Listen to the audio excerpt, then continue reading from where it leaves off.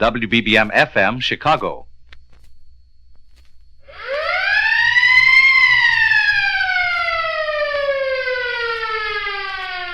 And now, in cooperation with police and federal law enforcement departments throughout the United States, Wrigley's Spearmint Gum, the refreshing, delicious treat that gives you chewing enjoyment, presents for your listening enjoyment, Gang Busters! For chewing enjoyment plus long-lasting refreshment, treat yourself to Wrigley's Spearmint Chewing Gum. The lively, full-bodied flavor cools your mouth and freshens your taste. The pleasant chewing helps keep your throat moist and adds enjoyment to whatever you're doing. So always keep a package of Wrigley's Spearmint Chewing Gum handy. Enjoy it often, every day, as millions do. Now, Gang Busters. Good evening, Gang Busters listeners. Detective story fiction usually features an insignificant, unexpected clue. Tonight's factual report on a singularly brutal murder is stranger than fiction by far, for the clue was only half a lemon. To bring you tonight's report, Gang Busters has asked W. Luttrell, Commissioner of Safety, State of Tennessee, to narrate by proxy the case of the half lemon. Please continue, Commissioner Luttrell. It came up rain, as the saying goes, on the night of March 21st, 1950, in eastern Tennessee. The cold and the damp penetrated even into the warm farmhouse occupied by Robert N. Grant on Highway 70, 6 miles east of Kingston. But as it turned out, wind and weather weren't the only enemies Bob Grant had to contend with that night. He had just finished dinner and was listening to the radio while reading a farm weekly.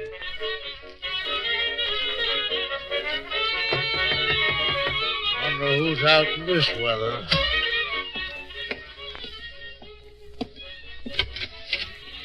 Good evening. Hi. Say, I hate to bust in on you like this, mister, but I've just had a blowout. I wondered if I could borrow a jack. I know it's a lot of trouble. Oh, not at all. Think I got a jack in the trunk of my car. Give me a minute to get into some boots, and I'll come out and lend you a hand. Oh, you will, mister? Thanks a lot. I'll wait in my car. Okay. Robert Grant remembered to do two things, Gang Busters listeners, as he drew on his boots. To leave his wallet containing over $4,000 in cash in the house, and, though he hardly knew why, to slip a loaded .32 caliber revolver into his belt. Then he walked to the door and out into the storm. Mister? Where are you, mister? So dark out here, I can't see my hand in front of my face. Here I am, over here, next to your car. Okay, be right with you. Sorry to keep you waiting. It's all right, mister. Sure, we have lots of time. Oh, didn't know there were two of you. That'll speed up the job. Yeah, let's get with it, huh? As soon as I get the jack out of the trunk of this car, can't seem to find the lock. Either of you fellas got a match? Nope, not me. Sorry, neither have I. Never mind. Yeah, I have one. Here, now hold it for me till I get my keys out. You hold it, mister, and get your hands up. What? Get your hands up fast. All right, if that's the way you want it. Look out, Lou! Look out! Mister, I warned you.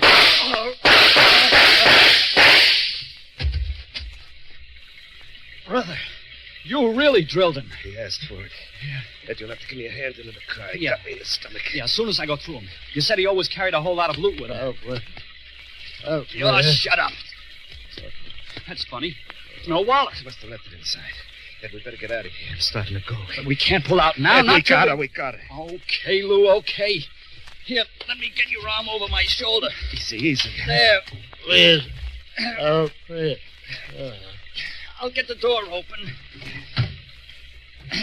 That's it. In you go. Yeah. Now, lean back. Okay, thanks. All set? Yeah, get moving, huh? All right.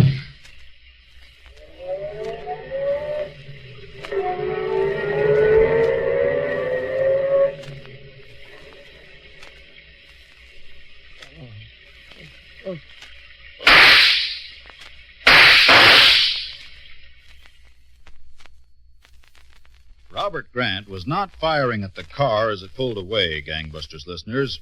Those shots were a long-established signal between the neighbors of that remote community. One neighbor heard the signal and came running. In a few minutes, a phone call was put through to the sheriff's office. Soon after, Sheriff Robert Tedburn arrived at the scene of the crime with his chief deputy, J.F. Yateley. They divided forces. The sheriff went to interview the neighbors. His deputy went to work with the evidence experts of the local police departments. Later, they met and compared notes. Well, Jack, what do you got? Doesn't make too much sense, Sheriff. Not so far. Well, maybe it will. We put it all together. Let's have it.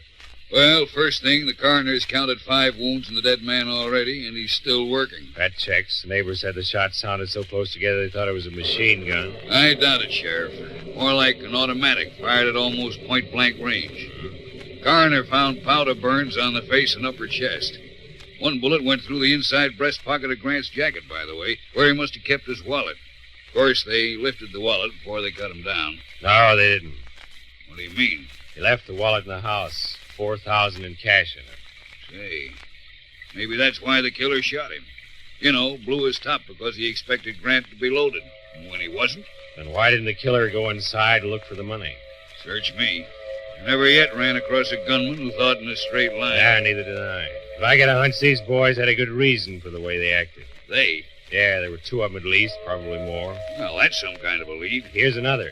Just before that so-called machine gun went off, there was a single shot. Sounded like Mr. Grant's .32. You think maybe Grant shot one of them? Yeah. I think that's why they killed him, Jack. Why they gave up on the money. Sheriff, I'm just thinking out loud, but if Grant did manage to hit one of them... He'll have to get to a doctor pretty fast? Yeah. Good idea, Jack. Tom, get on down to the prowl car. Notify every hospital within 50 miles to report gunshot wounds at once, direct to our office.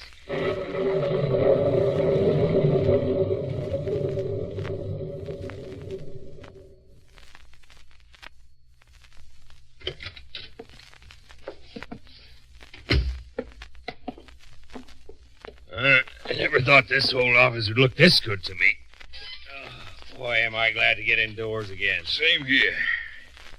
It was cold out there at that farm, cold and wet. Yeah. It'll take the wife a week to get the mud out of these clothes. What we both need is some hot coffee. Won't do any harm, that's for sure. I'll make some. Hold it. Right. Sheriff Tedburn? Evening, Sheriff. This is Jim Rowden, Knoxville Police Department. Yes, Rawdon? We have your bulletin here on the Grant slaying. Yeah? It was just possible that we have one of the men you're looking for, an ex-con named Leon Llewellyn. Oh? He was brought into the General Hospital here at 9:50 p.m. with a critical bullet wound in his abdomen. Yeah? Well, the Grant slaying took place about 7:45, near as we can put it. Well, it's about a 2-hour drive, Sheriff, from Kingston to Knoxville. What's this Llewellyn story? We don't know yet. He's in pretty bad shape, the doc says, so we figured we'd better hold off questioning him till you got here. Well, thanks, Rawdon. We'll be with you just as soon as we can.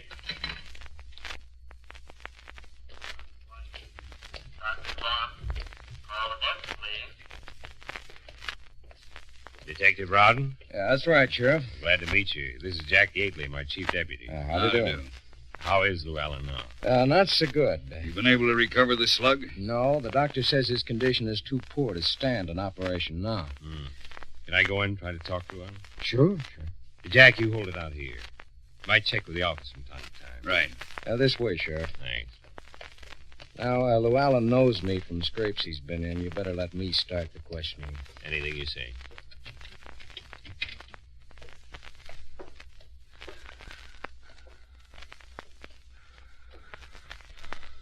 Llewellyn. Lou. It's Jim Rowden.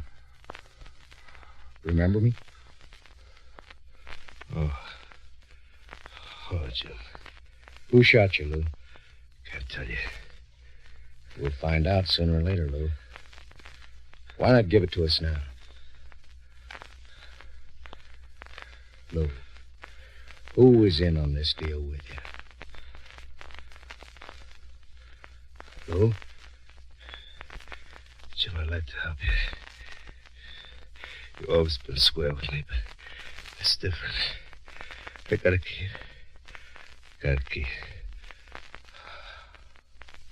Lou. Yeah, that's all for now, I think. Think he'll die? He'll probably pull through. I've got his clothes down the hall, Sheriff. You want to give them the once-over? Yeah. By the way, Rowden, you didn't tell me. How'd Llewellyn get here? Ambulance. He was found lying face down in the front yard of his home. Nobody seems to know how he got there. What do you think? Well, with the wound he has, it's a cinch he didn't walk very far. Most likely he was dumped from a car. Getaway car. Probably. Here are the clothes. Oh, thanks.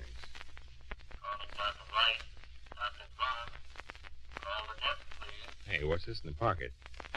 Half a lemon. Yeah, bitten almost in two. I've heard that some people bite into lemons to keep from crying out when they're hurt. I've heard that, too. You mind if I take this along? No, of course not. But why do you want it? Just a hunch. One of these days, we might find the other half of this lemon. Sheriff, Yeah, Jack? I think we have a line on the getaway car. Tom Swanson at the office says the boys found 3 witnesses who claim they saw a big black sedan pulling away from Grant's place about 7:45 tonight. Big black sedan. Yeah, an old Cadillac, they say. Jack, did Tom give you anything else? Yeah, but it may not hold up. One witness says the right headlight was awfully bright, but the left one looked as if it might play out any minute. It'd be an easy thing to fix. Would, Jack, for a sensible man. A crook might not think of it. Rowden, Yes, Sheriff. pass the word on about this Cadillac, will you? Jack and I'll head back to Kingston and put out a bulletin on it, but maybe you could save us some time. One of your traffic control boys may have spotted that defective headlight. It's sometime before tonight, I mean. That could be. I'll get on it and let you know.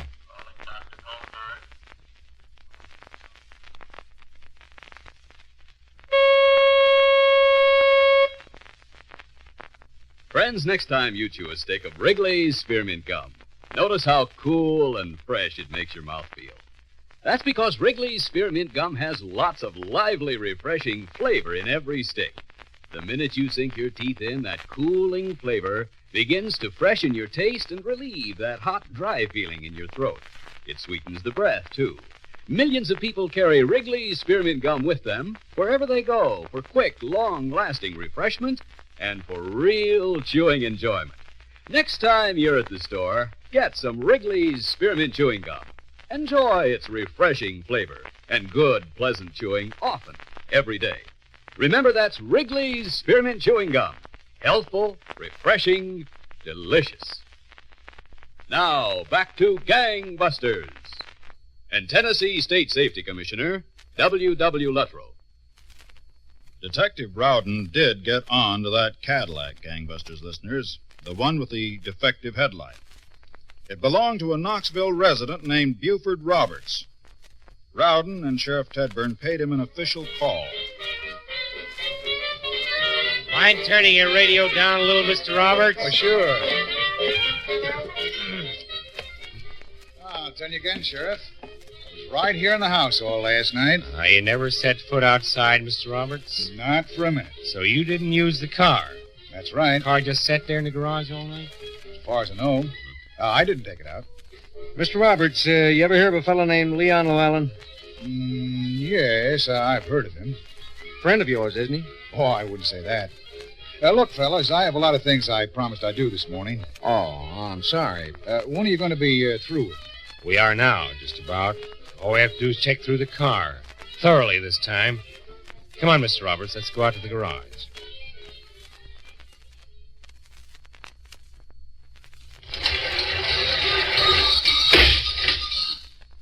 This garage door makes a lot of noise, doesn't it, Mr. Roberts? Yes, I've been meaning to tend to it, but you know how it is. Yeah. Did you have the radio on loud last night? Not especially. Why?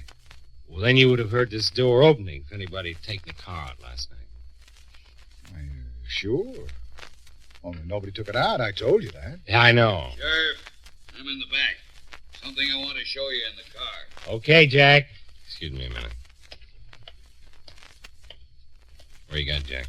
You were right, Sheriff. You said crooks weren't sensible. Look.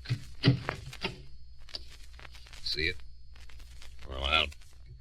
Rowden, bring Roberts over here. Okay, Sheriff. Roberts, you said his car wasn't out of the garage last night. That's right. You also said you didn't know Leon Llewellyn very well. That's That's what I said. Llewellyn was in this car last night. Well, let's see you prove that, mister. All right, look on the floor. There, under the edge of the seat. Are you kidding, Sheriff? There's nothing there. Look again. I see half a lemon. Oh, that? Well, that's nothing. Nothing. Huh? Maybe enough to hang you. Well, Gangbusters listeners, Detective Rowden brought Buford Roberts down to headquarters while the evidence experts processed Roberts' Cadillac and proved that its tires matched perfectly the marks left by the getaway car, and that the mud on the underbody checked with the mud samples taken from the front yard of the farmhouse. With these facts in hand, Sheriff Tedburn and his deputy returned to Kingston. When they got there, Deputy Tom Swanson handed them a report, which had just been phoned in from the Knoxville General Hospital. Well, Jack, Llewellyn's going to pull through. They got that slug out of him. It checks with the bullet that Detective Rowden test-fired from Grant's gun. I'd say this wraps it up, wouldn't you? I mean, it definitely puts Llewellyn at the scene of the crime. Yeah, it does that. You're more interested in putting Buford Roberts there, right? Mm-hmm. Maybe we can get Llewellyn to do that for us. Well, the doctor says he's strong enough to talk. That could be any day now. Yeah, any day. Brother, there's an awful lot of waiting in this business. Sometimes. Sheriff Tedburn? Yeah, Tom. What? Left a note for me. We'll be right out here.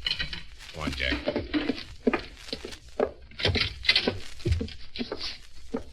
Let me have that note, Tom. It's a woman's handwriting. Signed a friend. Jack, listen to this. I have tried to get Buford Roberts to tell you what he knows about this Llewellyn thing, but he won't. He's protecting his friends. I heard Buford talking to Leon Llewellyn several days ago about borrowing the car. Leon said he'd get a good driver, Eddie Rudder. Talk to Eddie Rudder. With the help of Detective Rowden, Sheriff Tedburn located Eddie Rudder in Knoxville. It wasn't easy. Rudder had no previous police record. But when they began quizzing him... Come on, Rudder, let's have the story. Well, this Leon Llewellyn came to me and told me that he thought I was a good kid and wanted to give me a chance to make some easy money. Mm-hmm. Well, I asked him how, and he said all I had to do was drive a car. Buford Roberts' Cadillac. Lou said he'd handle all the rest of it. He did. Let's have the details. Well, after Grant came out of the house and came up to his car to get the jack out of his trunk, Lou told him to put up his hands. Yeah. Well, Grant started to, but then he made a dive for his gun and he had it out before Lou could stop him. I don't think Lou really wanted to kill Grant. Honest, I don't. He put 6 slugs into him. Yeah, I know, but Grant started it. Go on, Eddie. Well, after the shooting, I got scared, and I wanted to get out of there fast. I wanted to take Lou straight to the Knoxville hospital, but he said no, take him home, so I drove him to his house, and I let him out. After that, I drove the car to Roberts' place, and I left it. Roberts didn't have anything to do with it, huh? No, he didn't, not a thing. Sure of that? Absolutely. Buford Roberts didn't have a thing to do with it. I want that on the record. All right, it's on the record for what it's worth. Not a bit more. Remember, Eddie, if you change your mind, I'm on your side. Llewellyn isn't. Leon Llewellyn and Eddie Rudder came up for trial promptly, Gangbusters listeners, with Rudder acting as witness for the state. The trial dragged on for days in the Kingston courthouse, while Sheriff Tedburn watched and waited. Finally, on the night of June 13th, the phone rang in the sheriff's office with the message that Rudder wanted to see the sheriff in his cell.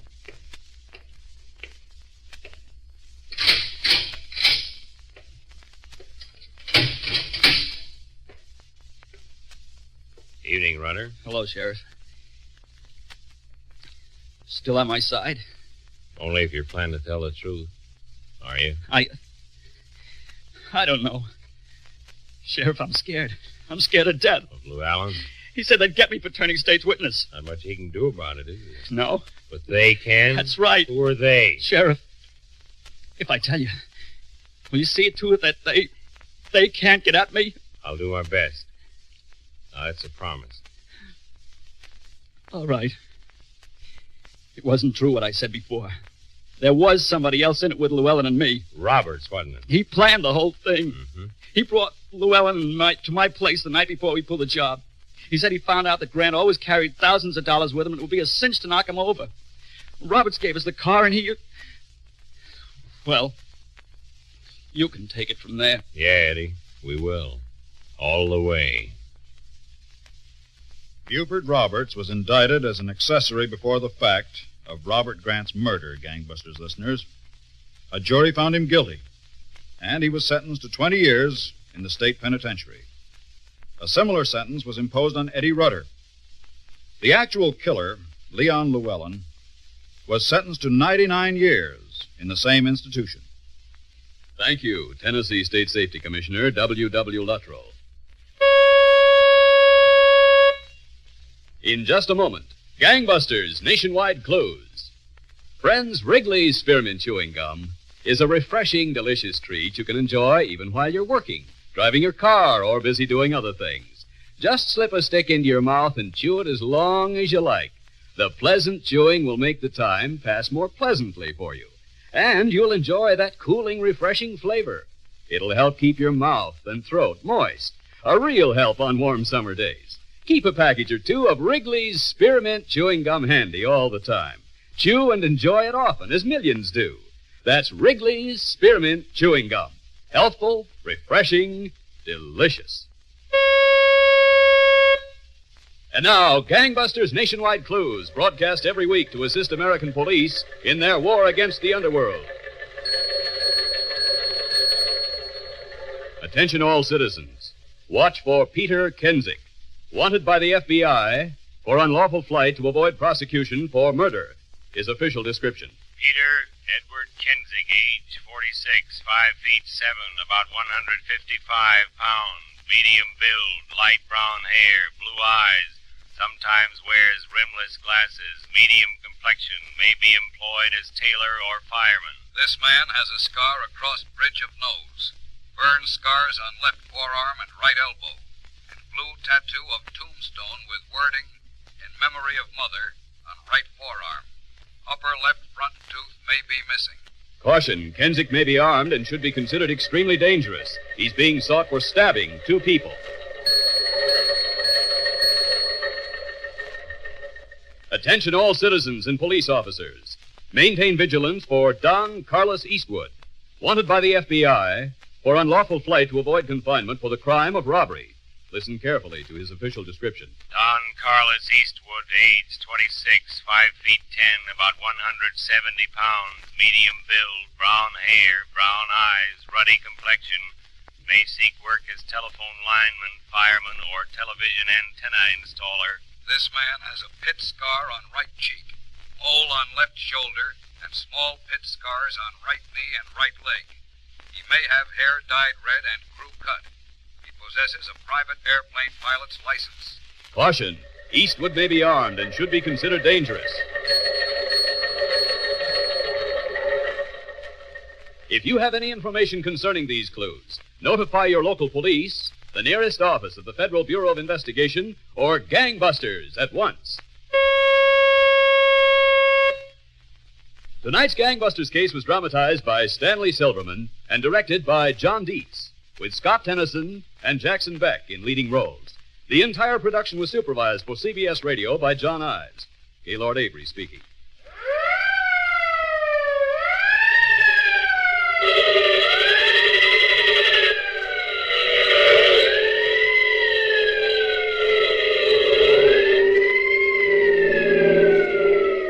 Gangbusters, a production of CBS Radio in cooperation with Phillips H. Lord, is brought to you each week, same time, same station, by Wrigley's Spearmint Chewing Gum, the refreshing, delicious treat you can enjoy even while you're busy. This is the CBS Radio Network. It's 8 o'clock.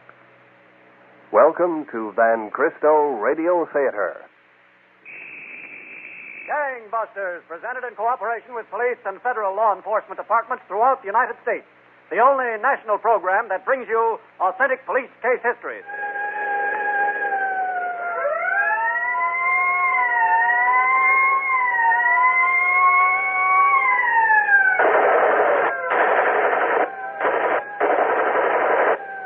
Tonight, Gangbusters presents the case of the New Jersey trio, whose nocturnal audacity netted them a fortune, until one misstep before dark shed light on a dozen 50-cent pieces.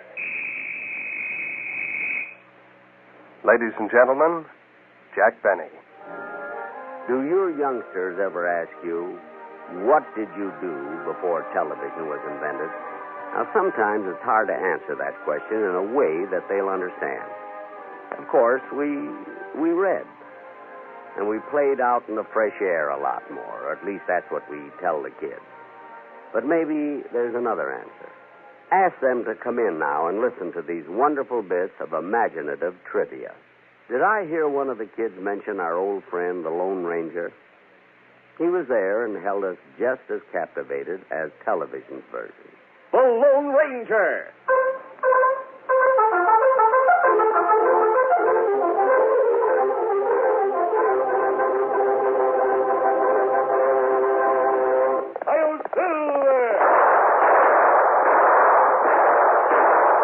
Fiery horse with the speed of light, a cloud of dust, and a hearty hi-yo silver. The Lone Ranger. Return to those golden days of yesteryear with Jack Benny as your narrative guide whenever you want, with your own copy of Great Moments in Radio. It's now just $4.95 from Van Cristo Radio Theater. Send your check or money order to Great Moments in Radio, Van Cristo Radio Theater, 18 Newbury Street, Boston, 02116. Your purchase not only brings you this intriguing, living record of radio history, but helps to keep Van Cristo Radio Theater on the air. Your check or money order for $4.95 to Great Moments in Radio, Van Cristo Radio Theater, 18 Newbury Street, Boston, 02116. Order today.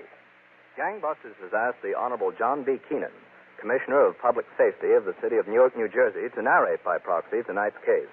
Commissioner Keenan. Thank you, and good evening, Gangbusters listeners. Suppose we begin tonight's case in the city of Newark, New Jersey, just a little over a year ago. It was 7:30 on a bright sunny morning when a big hulk of a man stepped as lightly as he could toward the door of his attic flat on Milford Avenue. He stopped when he reached it, listened for a moment, then took out his keys.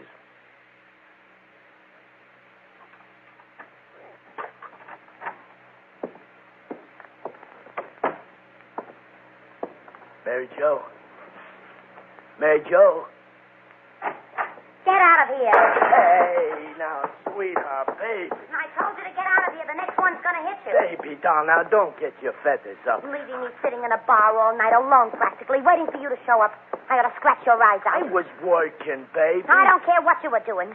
You were supposed to meet me. I was never so embarrassed in all my life. Baby, doll, it was a last-minute deal. We were sitting around, and Yak says, come on, fellas, I got just the thing for tonight. Yak says this, Yak says that. Yakety, yakety, yakety. Honest, Mary Jo, that's just the way it was. I couldn't get near a phone. They got phones and airplanes nowadays, and you got nerve enough to tell me on dry land you can't get near a phone. Baby, doll, look, how much dough did I have last night? $50, $100?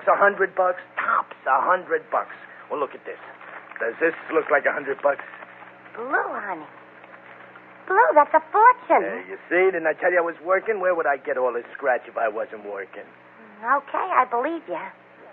Come on, give. Oh, Mary Jo. Give, Blue. Baby doll, a man's got to have money in his pocket. Give. Yeah, give. All I do around here is give. Here.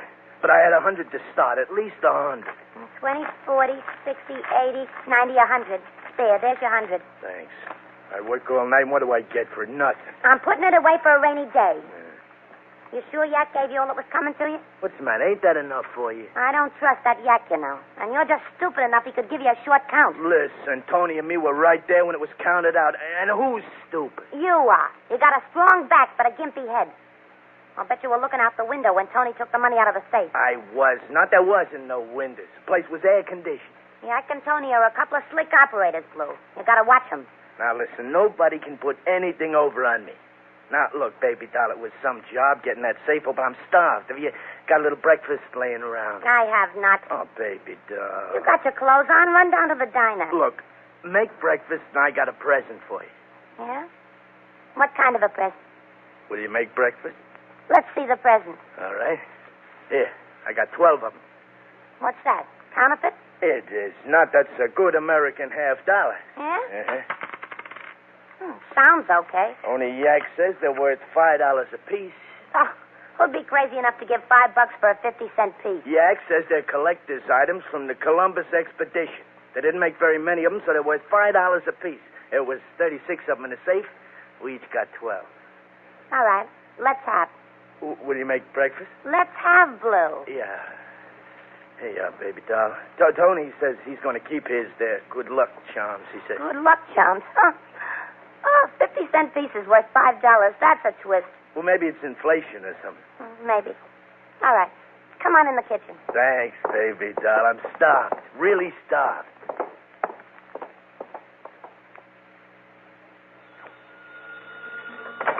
Lieutenant Flynn, Bandit Squad. Hello, Lieutenant. Sergeant O'Byrne. What did it look like, Tom?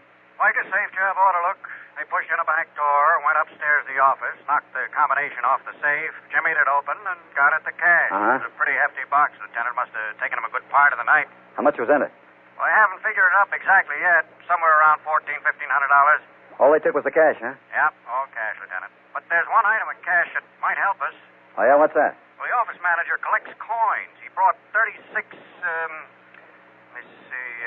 Columbian Exposition commemorative $50 to the office the other day. Somebody wanted to buy them, so he stuck them in the safe.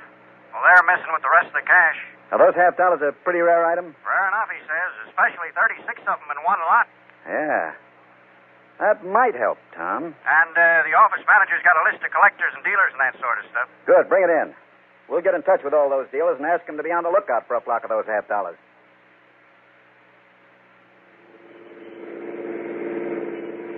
Now, listen, Yak, I can't ride around all night. I got to meet Mary Jo. What are you worried about, Blue? Let her wait. Let her wait. You don't know Mary Jo. Tell him, Tony. Tell him how she is. What's the matter, Blue? You're big enough to handle that twist. Mary Jo, she gets sore. You apologize. You give her a kick in the face. Guy's got no sympathy. There it is, across the street. You mean the restaurant? Yeah. The office is on the second floor. Uh-huh. My information is every night 2 big sacks of dough go upstairs and into the safe. Yeah. They take them to the bank in the morning. Are you sure they ain't got no burglar alarm? I'm positive. Yeah? What makes you so positive, Yak? Well, they figure they don't need it. What do they figure? They're immune or something? Why spend the dough for protection when there's a police station just down the block? Yeah, but how do we get... Police station? Where? Look down the street. Now, wait a minute, Yak. Don't you think the joint's just a little risky? Police station, it ain't 50 yards from the place. And there's cops coming and going all night. That safe is loaded. Maybe so. But I want to know, can we make it? I don't think we can make it. Not with the police station so close. Listen, Blue, you just use the muscles, huh? Now, we'll have to work fast and quiet, but I think we'll be okay. For when? What's the matter with tonight? After the place closes? Why not? I got it with me, my good luck charms. Hey, fellas, not tonight. I promised Mary Jo a good time. She's getting all dressed up. Have your good time some other night. Guys, Listen, Blue, wife or no wife, when we got a deal going, nothing interferes. We work good together. I don't want no outside influences influencing the operation. It's set for tonight. Well, we'll drive around town a while until they get the joint. Why do you guys always make me trouble? We'll stop someplace, Blue. Get the lady on the telephone. Tell her you're going to be busy. Tell her I'm going to be busy.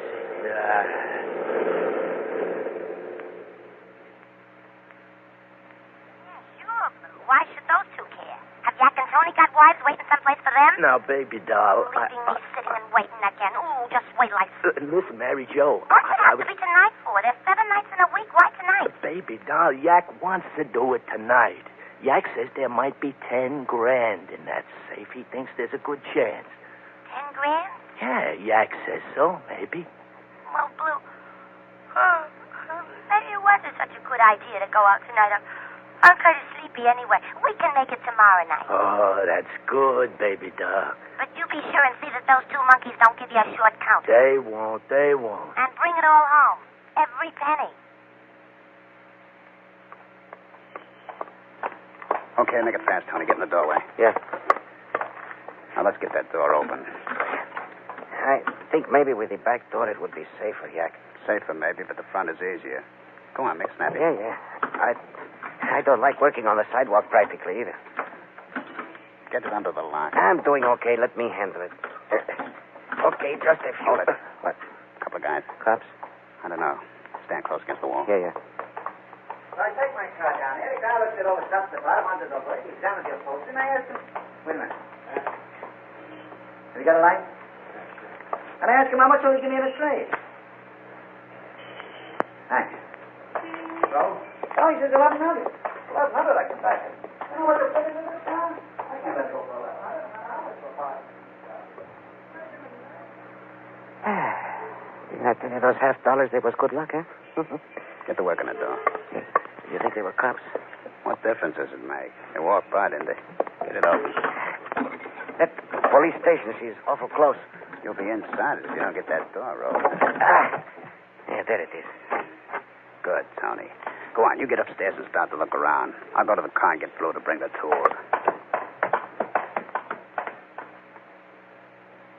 Well, gangbusters listeners, this gang of safe burglars, led by the daring James Yak Denter, had broken into a darkened restaurant not 50 yards from Newark's 2nd Precinct Police Station.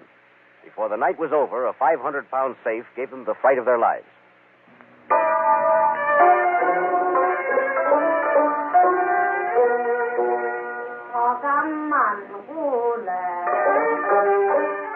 Der Zauberlehrling. Hat der alte Hexenmeister sich doch einmal wegbegeben. Und nun sollen seine Geister auch nach... C'est là qu'il me fait valoir dans les compagnies. When you're trying to do business with someone, it pays to speak their language. Et le grand-père marche de long en large, l'air inquiet.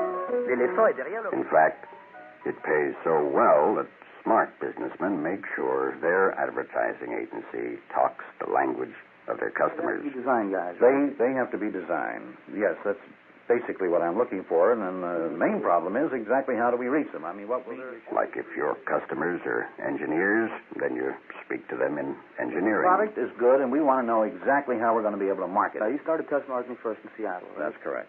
What was the response demographically? Or if they're in packaged goods, you speak to them in marketing. We're talking about those wide-angle shots, right up from the heel, tight on the bell. Watch You the come up- shirts. You know, the layouts that we had last week, baby. Let me get that. If they're hip, you hit them back.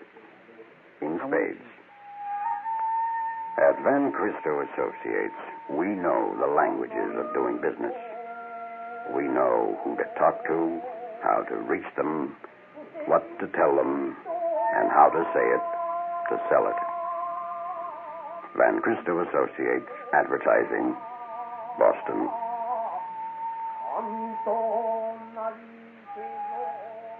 And now back to Gangbusters. And here again is tonight's narrator, Commissioner John B. Keenan. Well, this gang of burglars found that breaking into a restaurant not 50 yards from a Newark, New Jersey police station was not so difficult as opening the safe upstairs on the 2nd floor. They had been at it for nearly 2 hours and were still working hard. All right, Blue. Tony's got it set in there. Lay on it with the sledge again. Okay. Again. Brother. Hold it just a second. Well, Tony, what do you say? You don't budge, Yak. Listen, Yak, maybe we ought to give it up. We're making plenty of noise here for 2 hours, and with the cops right next door, practically. How about it, Tony? Can you get it open or can't you? With these tools? No. I think we better get out of here. That's a good idea, Yak. We'll get out, but we'll take the safe with us. Take it with us. Sure, why not? Oh, no, not me. What's the matter? This thing should only weigh about 500 pounds. We carry out bigger boxes than this. Yeah, but not down a flight of stairs like that, and not with the police department for neighbors. I'm not passing up this kind of dough. We'll take the safe out with us. Tony, go turn the car around. Pull it up in front of the door downstairs. huh? Okay, Yak, right away. Well, thank goodness this thing's on rollers anyway. That makes it a little easier. Come on, Blue, let's push it. Yeah. Let me ask you something, Yak. Yeah. How are we going to get it down all those stairs? We'll get it down. Yeah? And the cops. Suppose some of them are walking to the station house or drive. We'll be all right. Okay, hold it here. Now, let me figure this out. You know, that's an awful big thing to get down those stairs, Yak. Yeah, I know. We can't carry it down, that's a cinch. Do you really think there's that much dough in there? Yeah. What are you going to do with yours? Step at a time, I guess. Oh, I don't know. Give it to Mary Jo, I guess. You're kidding. Not all of it. Yeah, she saves it for a rainy day, she says. She takes every penny. But listen, we ain't got all night. How are we going to get that safe downstairs? I'll push it from the back. You support it. I support it. We'll let the wheels and back rest on each step, see? Yeah. You hold the front up. I'll get in front of it. Okay. Push. I got a hold. All right. Okay? Yeah, but I don't know how long it'll be okay. What do you worry? We only got 20 steps to go. Get set. Okay, push. All right. I can't hold it. Don't let it fall. Grab it. Help me. Okay, don't get excited. Hold I on. can't.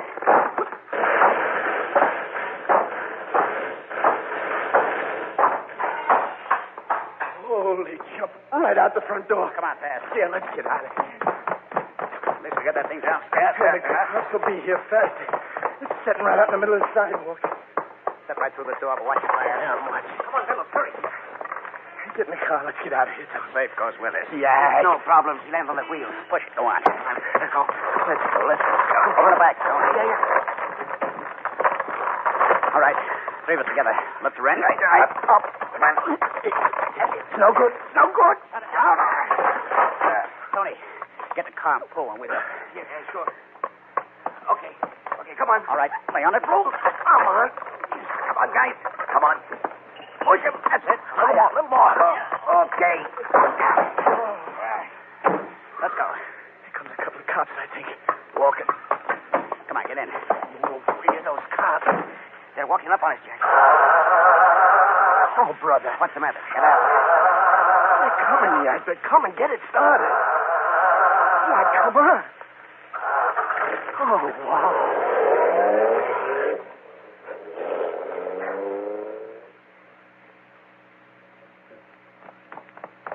Oh, Lieutenant. Yes, Tom? The bookkeeper upstairs just finished a preliminary count on what was in the safe. How much? A little over 6,000. What a haul. Yeah, not bad for a night's work. Any sign of fingerprints up there? No, not a thing. Nothing except the tools. They won't help us much. The safe must have come down those stairs with some force. That's how it knocked the door frame clean out. Yeah, must have sounded like an earthquake. That's going to give us a little trouble, Tom. I know the papers are going to play up how close this thing was to the precinct house. These guys just had a lucky break. I bet there's a squad car or a couple of patrolmen pass this door on foot every 5 minutes all night long. That's not going to be any answer. The only answer will be to get them.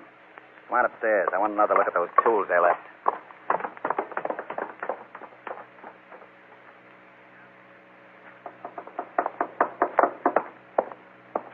Who is it? Blue? No, it's Jack. Open up. All right. Hello. Where's Blow, Mary Jo? Out someplace. That's too bad, isn't it? It's not so bad. No? Sit down, Yak, and wait. Why not? Do you want something to drink? Yeah, it's not a bad idea. What? You got a glass of milk? Milk? Yeah. Oh, now you're kidding. I got rye, gin, beer. I like milk. Okay. You like milk? Wait a minute, I'll go to the kitchen with you.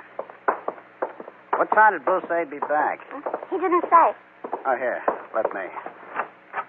Oh, much obliged. It's all right. You know, I could wait 4 years for Blue to open the door for me. Well, how do you like that? We have got milk. You sure now? Positive. 4 years I could wait.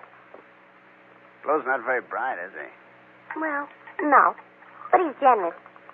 Yeah, so he tells me. Yeah, it's good and cold. Blue is a very nice type of man to have around. Everything I want, I get. I know. He told me he gave you the whole 2,000 from the restaurant deal. I'm saving it for a rainy day. Most everything he earns, I'm saving for a rainy day. His rainy day, yours. I don't understand. I mean, are you waiting to get all you can from Blue and then fly someplace? That's an insult. What do I care what's between you and him? All right. Yeah. I'm waiting to get all I can. Don't you think I earned it? Maybe you did, Mary Jo. I'll say I did. Now, what's the real reason you're here? To see Blue. Is that so? Blue told me you sent him downtown for something. Is that so? You bet that's so. You know, you're a pretty cute kid. Do you really think so? I said so, didn't I? You want some more milk? No. No, thanks. I know my limit. Oh, before I forget it, when Blue gets back, tell him we got a little deal on tonight. Tell him to meet Tony and me at the usual place. Call from the booth there, Mary Jo. Thanks. Oh, I could kill him. Murder him. But murder him. What is it, Blue? Listen, Mary Jo. Don't you know this is Saturday night and I'm in a tavern trying to have a good time because you don't have the decency to take your own wife out like a gentleman? But, Mary Jo... So what's the idea of disturbing me? Now, listen, baby doll. We were out on a job. Tony stuck his hand through a window in the alley trying to get in the supermarket. He cut himself pretty bad. So, what do you want me to do about it? Take him to a doctor. Well, Yak says he can't go to a doctor. Yak wants you to fix Tony up. Oh. Oh, he does, huh? Yeah, baby doll. Will you, please? All right. Bring him to the flat. I'll meet you there. Oh, Mary Jo, that's great. I'll never forget. Okay, bring him to the flat before he dies.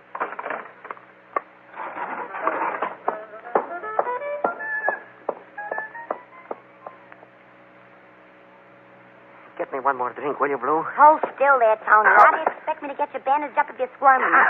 Tell him to hold still, Yak. Okay, I hold still. It don't look as bad as I thought, Tony. Don't look good to me. What do you know? I wouldn't have cut myself this way except my good luck charms. I lose them someplace. Those $5 half dollars, huh? Well, there you are. As good as new. Now could I have one more drink? Yeah, if... I'll get it. I could use one myself. Anybody else? I'll go with you. Have a glass of milk. Sure, Yak. We're loaded with milk. Help yourself. Thanks. Say, Mary Jo. Yeah? You think you can get away from Blue for a while tomorrow afternoon? I don't know. Why? Oh, no reason. I just thought you'd like to do a little Sunday driving with me. Why, Yak, I'd love it. Okay. Take you up about 2 o'clock. Lieutenant Flynn. Hello, Lieutenant. Sergeant Tom O'Byrne. Yeah, Tom? Listen, maybe we got a break. The 3rd Precinct Desk Sergeant just called me. A kid walked into the station house with 12 of those Columbia Exposition half dollars. Where'd he get them? Well, he was on his way to Sunday school and found them in an alley behind a supermarket out there. They were all in a little chamois bag. Behind a supermarket? That's what the kid said. Was the supermarket broken into last night? Oh, we got no report of it, Lieutenant. They're not open today. Well, meet me down at the garage. We'll run out there and take a look around. Right now. Okay, Mary Jo. We can get rolling again. Well, this has certainly been a fine Sunday afternoon ride. I thought you were going to take me out in the country for dinner or someplace. I like to ride around in town, Mary Jo. And what was the idea of stopping here and getting out for a walk around the grocery store and leaving me sit in the car? I had to look at something in back of the supermarket. What kind of a good time do you call that? And all the trouble I went through to get away from Blue. I'll tell you what, Mary Jo. I'll take it back to him right now. Oh, now you're going to do me a favor. No. I'm going to do Blue a favor.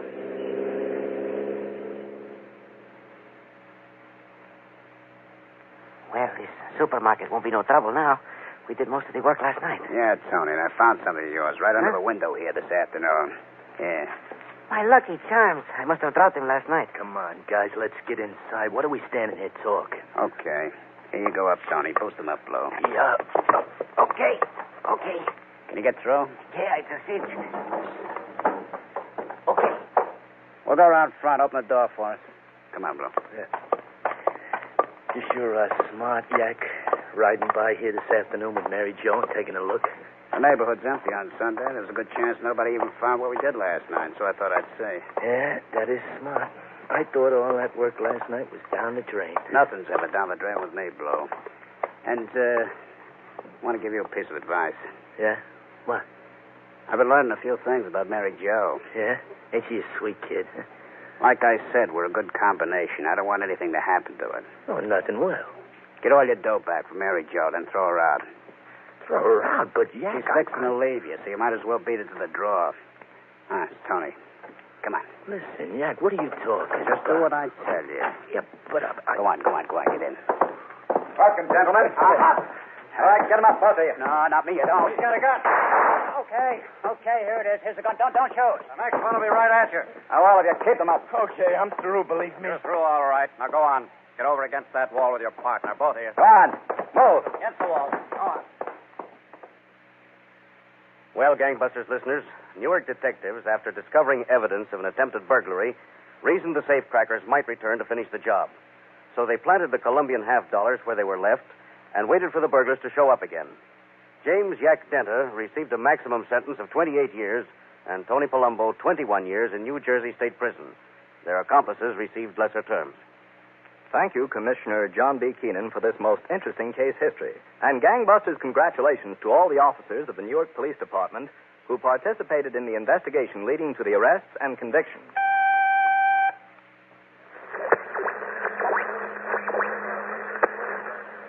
Well, it's time for our Radio Buff Contest of the Week now. We're going to ask you a question about old-time radio, and if you have the answer, you just send in your answer to Radio Buff, Van Cristo Radio Theater, 18 Newbury Street, Boston, 02116. Last week's question concerned the theme of a program concerning a United States woman senator who had succeeded her husband, believed lost in the war. The theme was, of course, Claire de Lune, and our winner, drawn from all correct entries, Mr. Alan Teed of Salem Street in Rockland, Massachusetts. Mr. Teed will soon be receiving his copy of Orson Welles' production of The War of the Worlds. Now, for your chance to win a copy of this famed production, listen closely. A daily adventure series about newlyweds ran into trouble when they had a radio child who proved unpopular. A heartrending death sequence wrote the child out of the series. Edith Davis and Les Tremaine played the couple, and this music was the theme of the program. Will you please tell us the name of this music?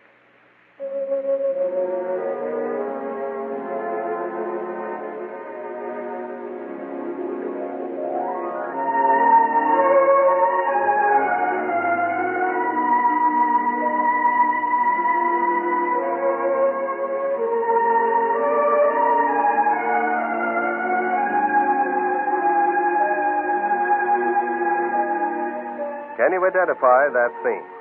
If you can, mail your answer before this Tuesday midnight to Radio Buff, Van Cristo Radio Theater, 18 Newbury Street, Boston, 02116.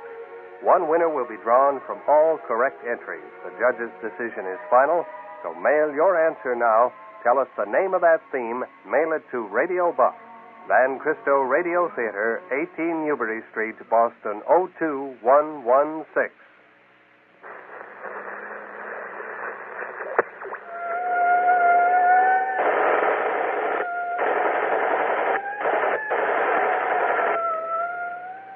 Tonight's case was dramatized by Stanley Nurse and directed by William Sweets, with Ann Thomas and Ralph Bell in leading roles.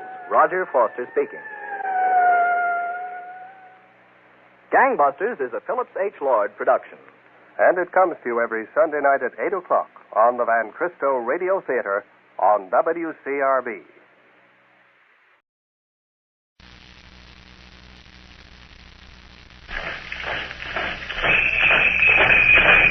Sloan's Liniment presents Gangbusters.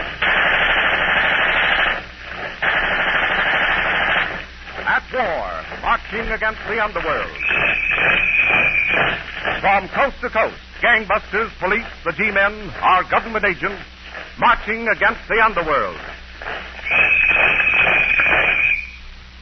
Tonight, the case of a ghostly prisoner roaming the countryside unrecognized.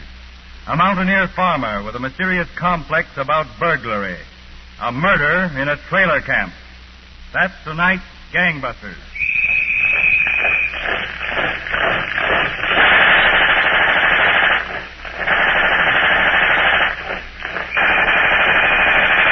Now picture our setting as a special office turned over to gangbusters by Commissioner Louis J. Valentine of the New York City Police for a proxy interview between Colonel H. Norman Schwarzkopf, United States Army, and Edgar Sims, Chief of Police, Alexandria, Virginia. Colonel Schwarzkopf. Chief Sims, in these times of hidden enemies within our nation, tonight's case is very timely. It is, Colonel Schwarzkopf, and tonight's case is a very exciting one. You make it sound very unusual, Colonel. It is, Frank. About an unusually vicious criminal. Well, Colonel, I don't want to seem to step over into your department, but I know a criminal who in his way is just as undesirable. I'm talking about muscular distress, and anyone who has felt that insidious sudden ache or pain knows just what I mean. Still, I'm happy to report this particular felon has met his match. For the past 50 years, Sloane's liniment has been busy driving the soreness and stiffness out of aching, painful muscles, bringing quick and comforting relief to millions all over the world. Sloane's is the pat-on liniment that works like a heat treatment. All you do is pat on Sloane's. That's all. Just pat it on the sore place. And then like a heat treatment, that gentle warmth seems to get right at that knot of trouble in your stiff neck or sore back. If you happen a bottle of Sloane's on your medicine shelf right now, be sure to ask your druggist for Sloane's liniment when you're doing your shopping tomorrow. All right, Colonel Schwarzkopf. Well, Chief Sims, at what point do you intend to start tonight's case? August 21st, 1938, at 7:15 that morning, in an outlying section of McCreary County in the Kentucky hills, Mrs. Godfrey was struggling with a dog in a farmyard. Now, hold still. Open your mouth, Tiger, like a good dog. Lie still there now. Here, Tiger. Open your mouth. Howdy, Mrs. Godfrey. Oh. What's the trouble? Plenty's the trouble, Mr. Buchanan. Help me with my dog here, will you? What's the matter? He's been poisoned. Hold his jaws open while I pour this vinegar down his throat. Now, look out, he don't bite you. Yeah, I got him. But just vinegar won't help him. I don't reckon. Why, vinegar's always good for poison, so I've heard. Quiet. Quiet. Hold him, Mr. Buchanan. Knocked the vinegar bottle right out of my hand. Look out. I gotta let him go. He's trying to bite me.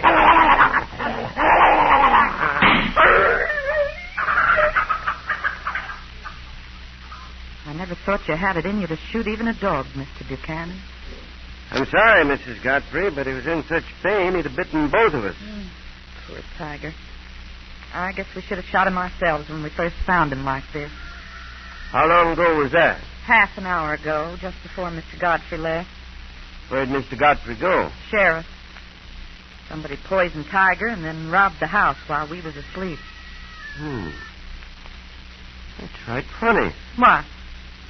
I got my trailer parked over at the tourist camp in Pulaski County. Well, what about it? Well, just before I left the trailer camp, I heard 3 farmhouses over there were robbed last night. And in every case, the dogs were poisoned.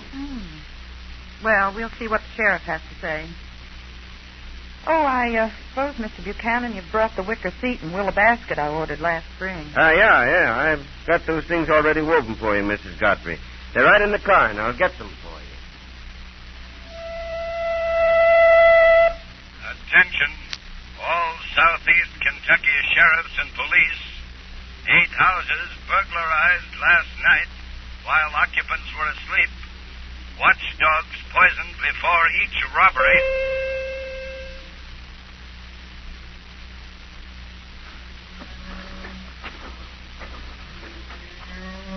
So there you are, Mrs. Godfrey. Milking the cows yourself tonight, huh? Mr. Buchanan, you're quite a stranger.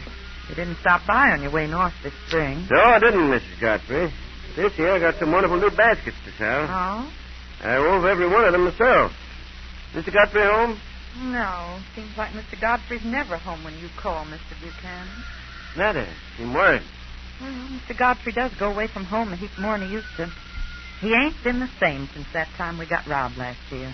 How do you mean, ma'am? Well, he swears he's going to catch the burglar who robbed us and kill him. He's left standing word with the sheriff to call him up any hour, night or day, when there's another burglary hereabouts.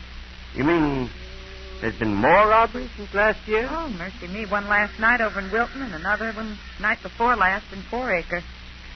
Mr. Godfrey says there'll be another one tonight, too. Another tonight? Mm. How does your husband get all this advanced information? Seems like he just feels it in his bones. Like last night. Why, Mr. Godfrey was off for the sheriff's on a hunch almost 3/4 of an hour before the sheriff called him up about the Wilton robbery. These robberies have been going on regular in these parts, Mrs. Godfrey. Yeah, they sure have. They come and go by spasms. Well, if you'll come up to the house, I'll look over your basket. Yeah, let me carry those milk pails. Oh, thank you.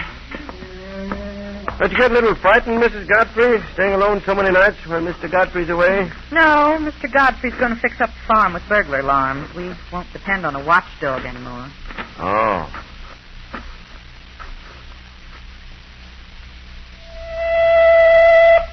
Attention. Third burglary in southeast Kentucky on third night in succession. Godfrey Farmhouse, pillaged second time in 2 years. Watchdog poison. Warning. New outbreak of robberies in Greene County, Tennessee. Same localities burglarized as were looted mysteriously last year at same time. Colonel Schwarzkopf, the Cumberland Mountain region was up in arms by this time, but the wave of burglary subsided as quickly as it had arisen, just as it did the year before. Then another year passed. And another epidemic of robberies broke out, Chief Sims? Yes, but not in the same territory, Colonel Schwarzkopf. From July to November 1940, dwellings were burglarized through northern Virginia. In the office of Fairfax County, Virginia, Detective Henry McGarity and Detective Lieutenant A.R. Stanley of the Alexandria City Police questioned one of the recent robbery victims. Mr. Wilkins, just before your house was burglarized, there were a couple of strangers seen around your place. Yes, Detective Stanley. The day before my house was robbed, a fellow came around and he tried to sell me some baskets and seat covers he'd woven. Came around to sell you woven baskets and seat covers, eh? Yes, Detective McGarity, and the next day he came back again. Returned the day after the robbery, huh? Yes, sir. He said he thought that I'd told him I might think over buying some of his goods. Did you ever see this man before, Mr. Wilkins? No, but he sold one of my neighbors a willow bark basket.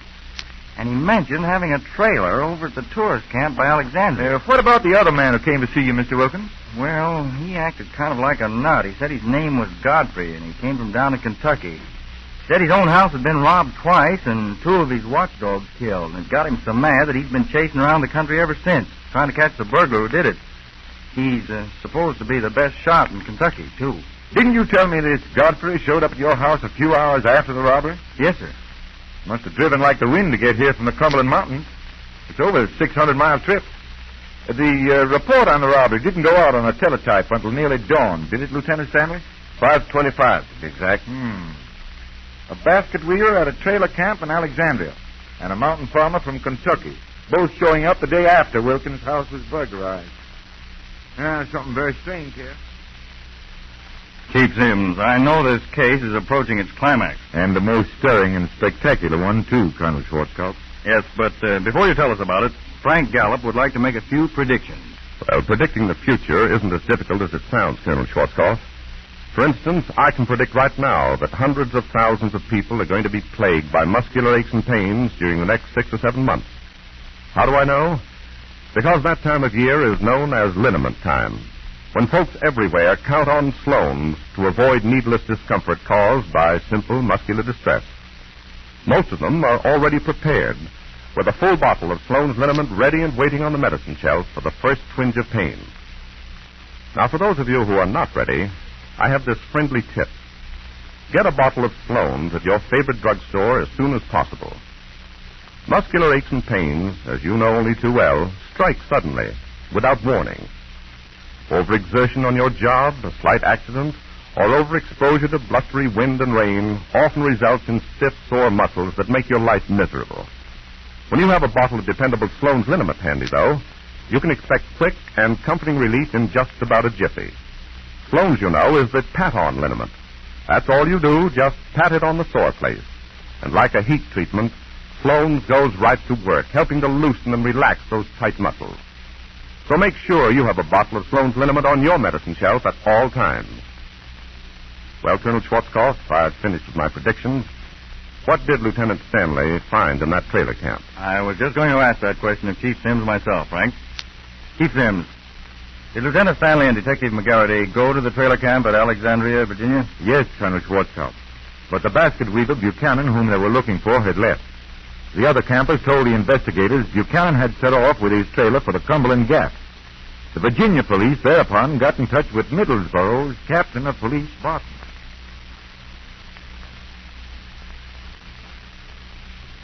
Wallace, Deputy Kane. Yes, Captain Barton? Go on, me, Captain Barton. Yes, here's a flash from the Virginia police. They want us to pick up Clyde Buchanan for questioning. His trailer's parked at the trailer camp just outside of Middlesbrough here.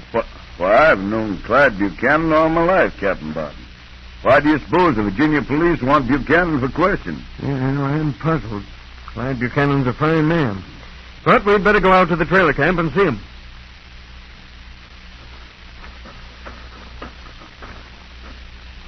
Yeah, that's Buchanan's trailer right at the end of this lane. Look, Captain Barton. Buchanan's coming out to meet us. Hello, Sheriff Wallace. Captain Barton. Sheriff. What brings you gents out here? Well, Clyde, to tell you the truth, we've come to see you. Me? What for? Well, the Virginia police seem to think you've had something to do with some robberies. You don't mean you're arresting me? Well, there's some kind of a mistake here. All right, I'll go with you and straighten it out. Just wait till I get a hat and coat. Just a minute, Clyde. You got a gun on you? I always carry a gun. You know that. Driving nights and stopping in lonely places sometimes like I do. Well, you'd better give us the gun, Buchanan. Sure. I'll give you the gun, all right. You shot the sheriff. Stop! Halt, Buchanan! You stop, Captain. Where you are. I'm shooting you too, Deputy. Not if I get you first. You're crazy trying to shoot it out with me, Deputy. I shot the gun right out of your hand. Now I'm finishing the job. Oh, no. Your gun's empty. The sheriff's safe. Hold him! Get Buchanan! There he goes! Into those starboards! Right! Out of the fire! Look out! Sheriff Wallace, get out! Look out! Come back here, Sheriff!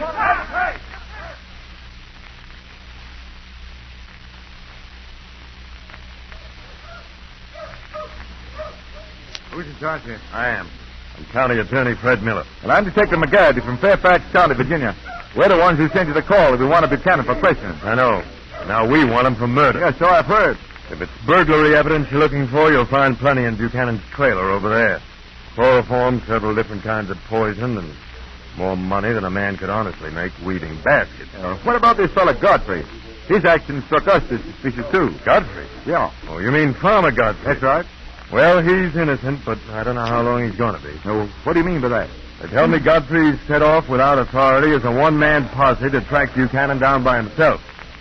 Now, if Godfrey does catch him, he'll kill him. He's cracked on the subject. When are you starting after Buchanan? Right away. We're giving the bloodhounds a scent now. Come on along if you like. Oh, thanks. Here you are, boy. Take a good smell of this. What's that? That's part of one of Buchanan's shirts. You take another sniff, boy. That's it. Say, this dog don't look big enough to travel with a pack. He's still a puppy. Never been out before, but this case will give him training. He's a cunning little thing. Here you are, puppy. Come on now, sniff again. That's a good little puppy. All ready, men? All right, let the hounds off the leashes.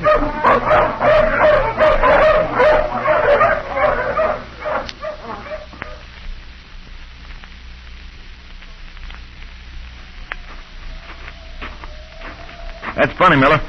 The hounds led us right up this mountain trail. Now they're running around in circles again. They've lost the scent, McGarity. Buchanan knows his mountains and his dogs. He's crossed his high and dry railroad bed so the wind would carry off his scent. Well, I'll be... Say, where's the little fella? Little fella? Yeah, the puppy. By George, you're right. Where is he? Hip up. Here, Tiny. Come on, Tiny. Go get him, boys. Go find your little pal. Here, Tiny. Come on, pup. Look, there goes one of the hounds down that ravine. After him, boys. Go get him. They picked up Buchanan's trail again, I guess. They picked up something fresh, but they don't act as though they were on Buchanan's trail. Come on. Right. Hey, men, follow us.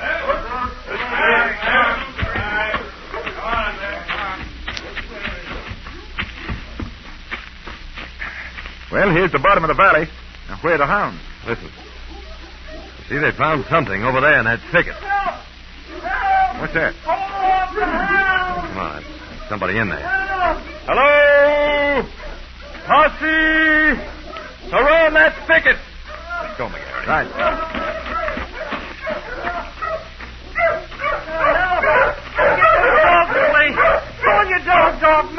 right, down, boys. Down. Quiet.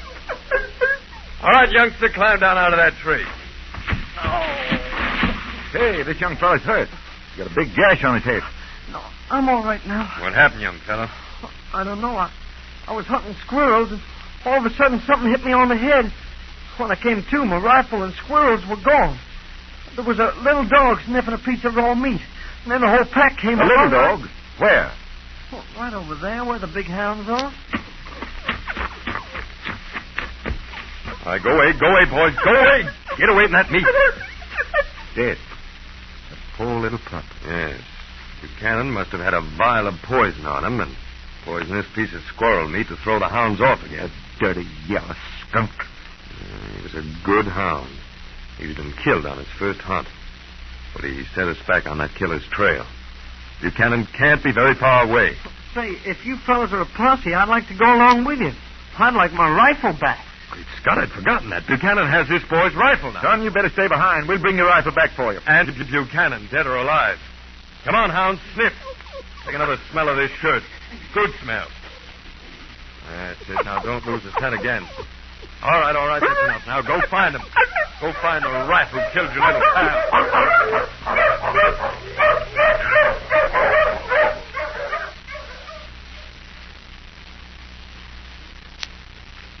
Oh, that's where Buchanan went, all right, McGarity.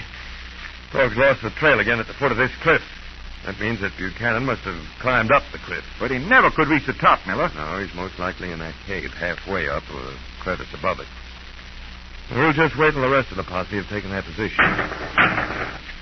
Down out of there, Buchanan. You don't, I'll go up and get you. Who's that? That wasn't one of our posse. It's Farmer Godfrey back of that rock. Godfrey? Yes. We got to stop him from committing murder. Hey, Godfrey, keep out of this. I'll keep out of nothing. I'm going to get that killer Buchanan. I'll have to go over there and stop him. Yeah, but you'll expose yourself to Buchanan if you do. Buchanan's held his fire so far, that's a chance I'll have to take. You stay here and keep that cave covered. Right. You're a fool, Attorney Miller. Buchanan might have picked you off crawling over here like that. You look here, Godfrey. Buchanan's saving his fire till it means something. It's more than you've been doing. I'll shoot it out Buchanan any day. I'll stand in the open and let him stay in that cave and still knock the finger off his trigger when I see his gun flash. He's robbed my home twice, and he's a killer. You'll have to have mighty good eyesight, Godfrey, to see a gun flash up in that dark cave. I ain't fixing to stay here. I'm going up after Buchanan right now. You move 1 foot beyond this rock, and I'll shoot you. Why, that snake in the grass Buchanan robbed my house twice, poisoned 2 of my dogs. And you'll shoot me if I go after him. What kind of law is that? It's law and order, Godfrey. You can't take the law into your own hands. That's my duty. Well, what are you planning to do? I'm going to make a dash for that boulder up ahead. I'm going up after Buchanan myself. Well, all right. I'll hold my fire. But if Buchanan gets you, I won't hold off any longer. All right, that's a promise, Godfrey. Wish me luck.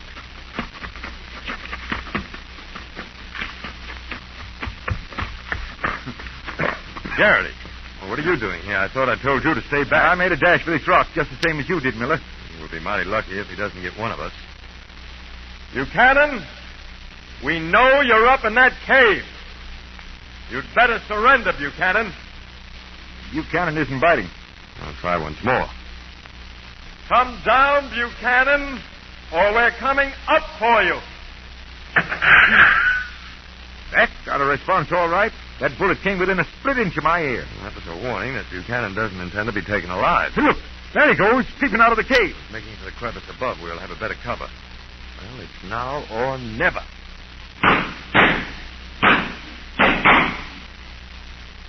You got him, Miller. Yes, you got him. Yes, he's falling, and he'll land right here at our feet.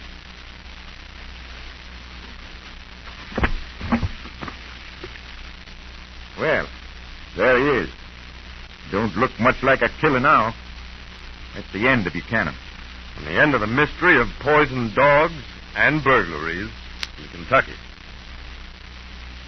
Colonel Schwarzkopf, the final revelation that widely respected Clyde Buchanan had been the secret scourge of 3 states was a shock to the countryside. I can understand that, Chief Sims. He was a man who really led a double life. Colonel Schwarzkopf, this may surprise you, but Sloan's liniment leads a double life, too.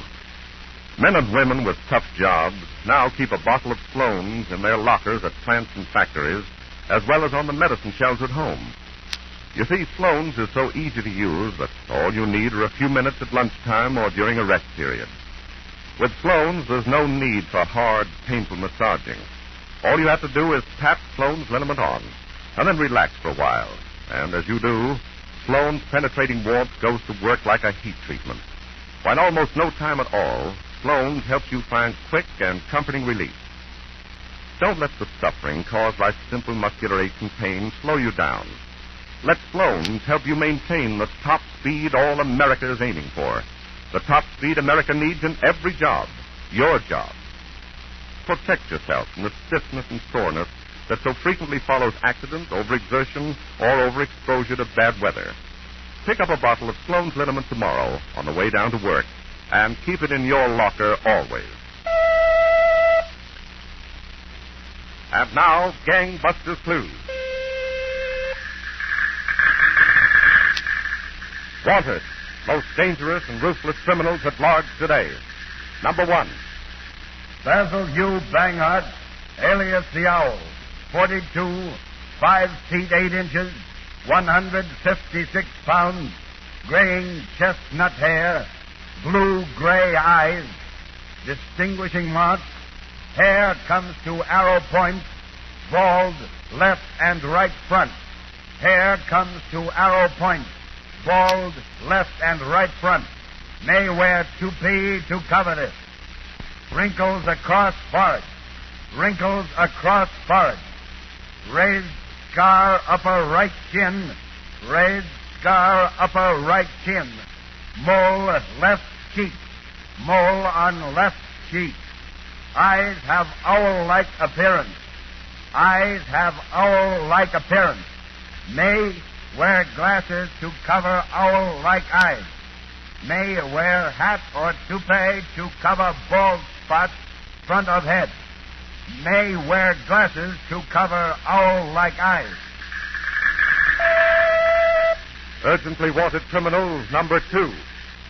Roger Toohey, 44, 5 feet 5 3/4 inches, 139 pounds, graying chestnut hair, blue eyes, distinguishing marks: hawk-like nose turns to left, hawk-like nose turns to left, mole below right side of nose, mole below right side of nose, permanent lump left side of neck, permanent lump left side of neck, lower lip turns under, lower lip turns under, amputated right thumb tip, right thumb tip amputated. May wear gloves to cover this defect. Urgently wanted criminal number 3. Matthew Nelson, 40, 5 feet 10 3/4 inches, 149 pounds, chestnut hair, scar right forehead, deep-set grayish blue eyes, protruding chin, repeating, scar right forehead, deep-set grayish blue eyes, protruding chin. Urgently wanted criminal number 4. James O'Connor, 36, 5 feet 5 3/4 inches, 157 pounds, dark wavy hair, yellow-gray eyes, gunshot wound just above left elbow, left arm stiffened, repeating, left arm stiffened from effects of gunshot wound above elbow. Urgently wanted criminal number 5. William Stewart, 45, 6 feet 1/2 inch, 179 pounds, dark graying hair, long straight nose, greenish gray eyes, round receding chin, has upper plate of false teeth, lower bridge of false teeth, mole upper left part of head, scar tip left index finger, repeating, upper plate of false teeth, lower bridge of false teeth, mole, upper left part of head, star, tip, left index finger. Urgently wanted criminal number 6. Sinclair McInerney, 31, 5 feet 9 1/2 inches, 159 pounds, wavy brown hair, short nose, yellow slate eye, face 6 on it, face 6 heavy brows, scar base of left thumb, scar base of left thumb. These subjects wanted for recent escape, Statesville Penitentiary, Joliet, Illinois. Governor, State of Illinois, has offered reward $1,000 for information leading to apprehension or delivery each these men to Statesville Penitentiary. Warning, these men reported armed and extremely dangerous. These men armed and extremely dangerous.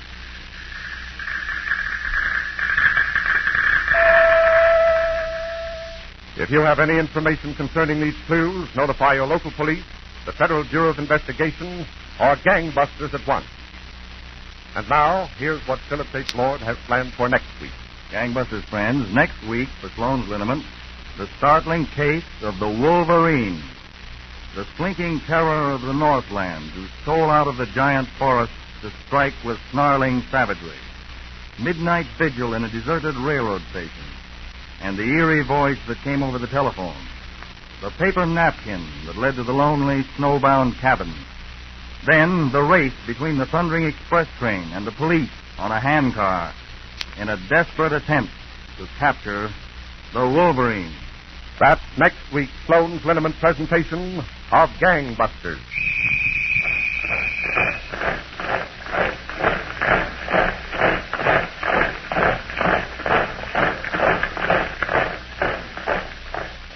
Gangbusters is a Philip H. Lord production which has originated in New York.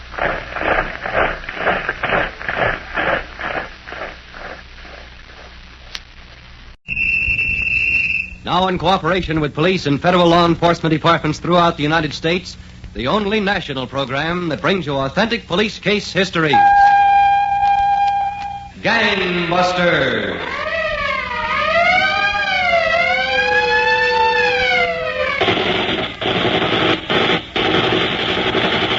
Tonight, the case of the Dakota Badman, who shed handcuffs as a snake sheds skin, but who learned that 2 sudden shots at a federal agent would be repaid in kind. And now to Gangbusters and facts that show the operation of our law enforcement officials in their war against the underworld. Gangbusters has asked the Honorable Victor S. Anderson, United States Attorney in Minnesota, to narrate by proxy tonight's case. The inside facts in the case of the Dakota Badman. Mr. Anderson, I know the criminal you're going to tell us about tonight was, for a long time, at the top of the list of fugitives wanted by the Federal Bureau of Investigation. That's right, Don Gardner.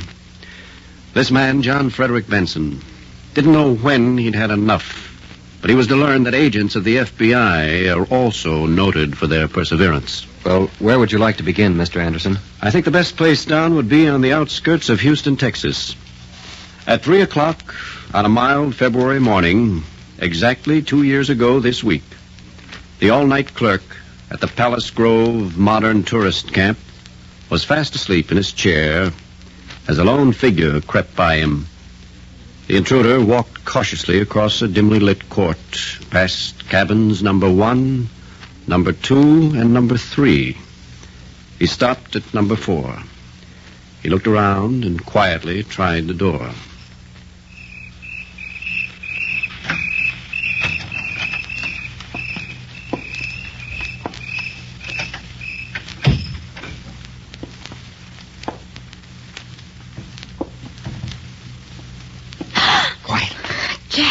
It's me.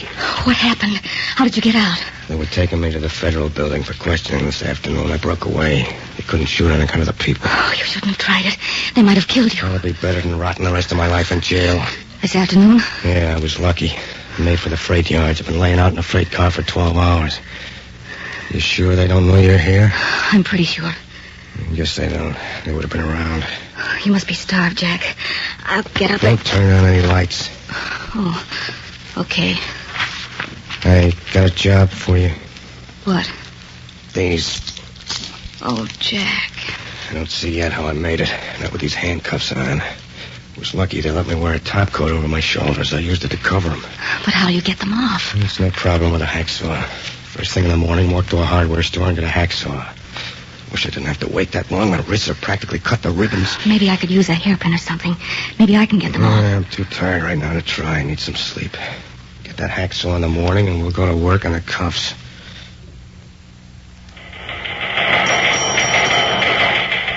Attention, Texas and Southwestern authorities. Escaped federal prisoner, John Frederick Benson, described in first bulletin.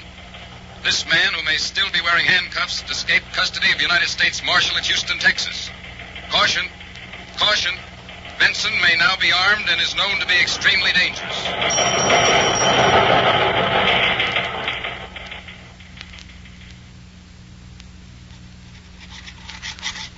Come on, kitty baby, come on, a little more.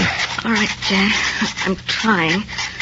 A little more, it's almost through. There. Well, that's that. Thanks, kid. Didn't think I'd make it. I don't see yet how you did. Just luck, that's all. I guess you're the luckiest guy in the world. It took some figuring, too. Ooh, my wrists. Well, I gotta do a lot more figuring, baby. We're still too close for comfort. Tourist cabins are okay, but when they're looking, that's the first place on the list. We gotta get out of here. Yeah, I suppose we do. Yeah, gotta get out and fast. They want me now worse than ever. Jack. Yeah. What happens now? Where do we go? Gotta get a heater. Gotta find some place to lay out for a while. That takes dough. Everything takes dough. You got any left, Kitty? A little. How much? $300 or $400. Good. That'll help some. Where you got it? In my suitcase. Good girl. Jack, take the money and leave me here. You kidding, baby? No, take it. What's the matter? You want to stay here? I can't go through that all over again, Jack. I can't see them get you again. I can't. What do you have to go through? I'm the one they're after. You talk like I don't mean anything to you. If you didn't mean anything to me, would you be here now? Would you have those cuffs off? Yeah, I'm sorry, kid. Guess I wouldn't. Am I crazy, Jack? Why do I see only good in you? Everybody else sees bad. If they're right, I'm crazy. I guess you only see what you want to see. Let them think I'm bad. What do you care? Do you want me with you, Jack? I gotta have you along, baby. You're my insurance. They take one look at the two of us together and nobody's suspicious. We can go any place and do anything. We're just an ordinary couple of people. That's not much of a reason for me. Oh, look, kid, you know you count first all the time, but I think for the next couple of weeks I can't do much traveling. I gotta light someplace and stay there. Where? Well, how about Kansas? Your sister's place. No, Jack. I don't want to get her mixed up in it. Who does want her mixed up in it? It's a big farm and far away from everything. You said she needs help since her husband died. You won't like a farm. You'll get restless. What do you think I was raised on? You wrote Nora you were married. Writer, you're bringing your husband for a visit. All right. That's what you want. Well, we can stay there until I get my bearings. Yeah, maybe it'd be a good idea to cool off on a farm.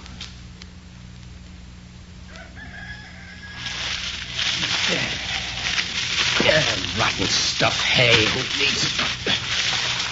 Jack, Yeah? I brought you back some cigarettes from town. Thanks. Wish you might have let me know you were going. I've been having a wonderful time here pitching hay.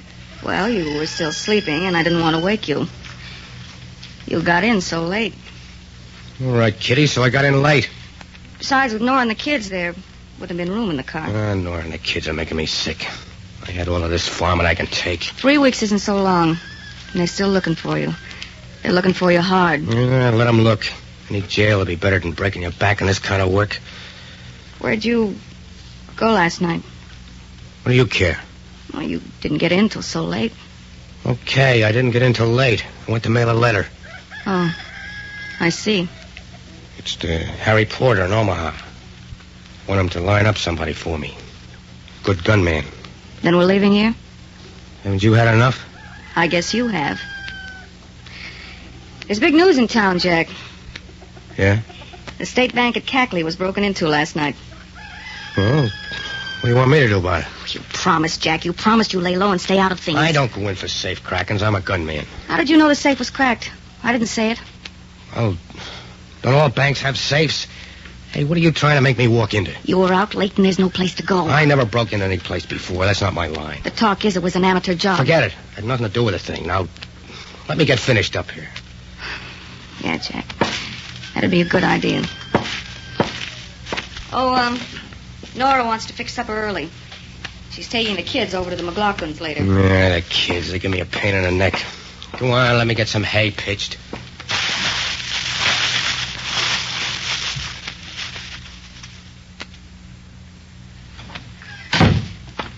Hello, Sheriff. Oh, Haynes. Anything new? Sheriff, this is Special Agent Dyer, also of the FBI. He was sent down from the Kansas City field office to help out in the investigation, Sheriff Blaney. How are you, Sheriff? Glad to have you, Dyer. We need all the help we can get. Have you been able to turn up anything, Sheriff? Well, like you suggested, it could have been somebody local.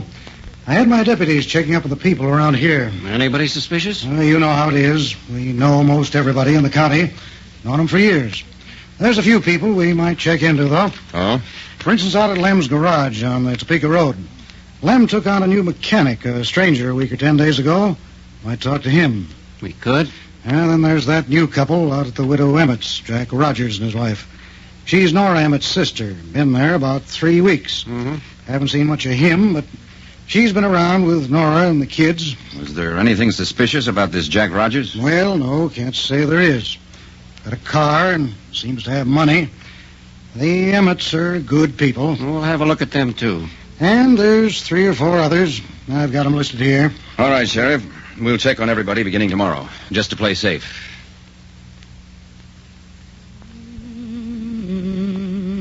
Kitty. Kitty. In here, Jack. In the kitchen. Crying out loud. Where are you when I want you? I'm just fixing lunch for the kids. Hey, what are you, a nursemaid or something? Let Nora take care of her own kids. She went to town. What, again? Does she have to go to town every day? She's been living the life of Riley since we came. I pitch the hay, you take care of the kids. What is this? After all, Jack, she's been awfully nice to us. Well, let her get a couple of hired hands.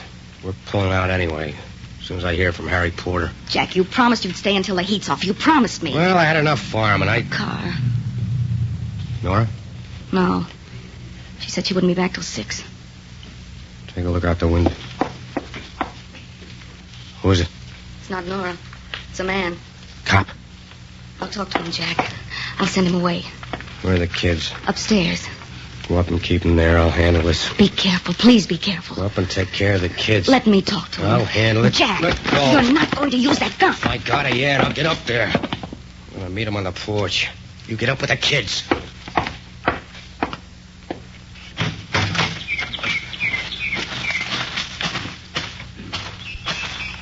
Yeah, mister? What can I do for you? I want to talk to Jack Rogers.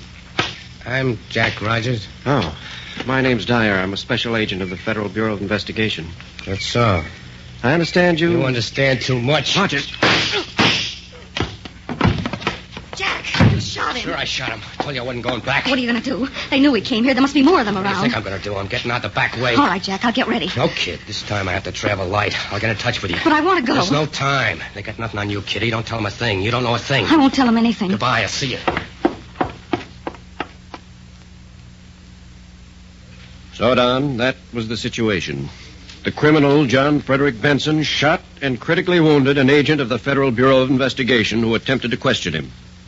Benson fled the scene and left the girl, Kitty, alone to face the other law enforcement officers.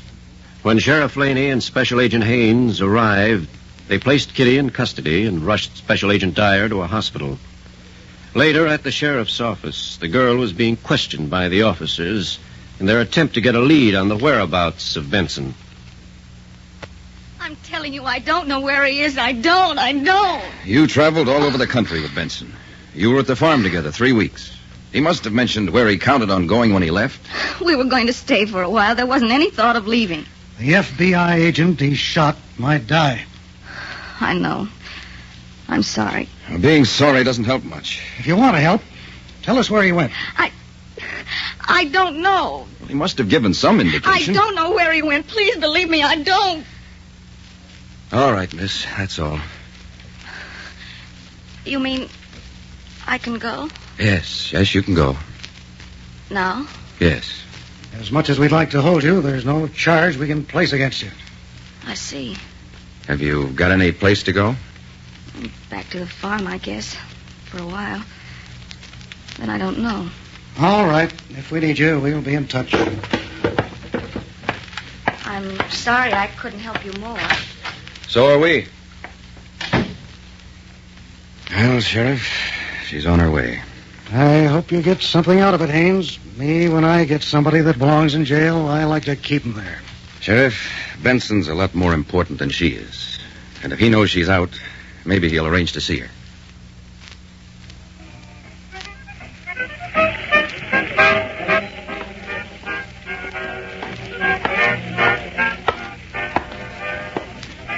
Hi. Well, Jack, ain't it? What do you care? What are you drinking? I'll buy you another. Never mind. The name's Meggs. Harry Porter said I might find you here. Yeah? How is Harry? Okay. Is his ear still giving him trouble? It's not his ear, it's his stomach. That's right. It is his stomach. He said you was looking for somebody to go in business with. Maybe I am, but not here in Omaha. I'm free to travel. Meggs, huh? That's it. Gun boy? Nothing else. Okay, I'll think about it. I gotta think about it too, Jack. You're a pretty hot customer. There's not many who shoot up G-men and are walking on the street to talk about it. I never talk about it, especially in bars. It's a nice, quiet place. Let's go for a ride. There's not so many years in automobiles. Come on.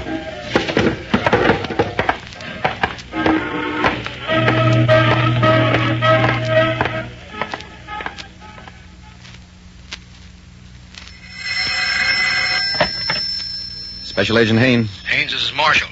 We just got a teletype message from Minneapolis. The girl, Kitty, got there on the train this morning and bought a bus ticket to Sainish, North Dakota. Sainish, huh? Benson's got relatives there. Yeah, I know. We're already watching him. Okay, let's move in a little closer. Get plane reservations for Minneapolis. We'll work out of there.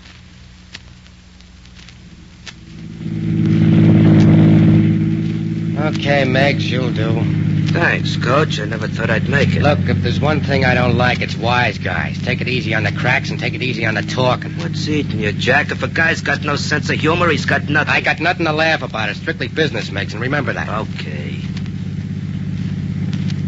Well, when do we get started? Ever worked the Dakotas? Dakotas? What's up there? Plenty. You know where to find it? Why take such a trip? I've got a way of operating, Meggs. It includes having a girl along. Make things look good. The girl I want along is up there. Ah, yeah, that's not a bad idea. I got a girl, too. One's enough. Yeah, one's enough. As long as she's yours. If you don't want it my way, Meggs, you can get out right here. Okay, all right. You got a traveling companion. Don't get excited.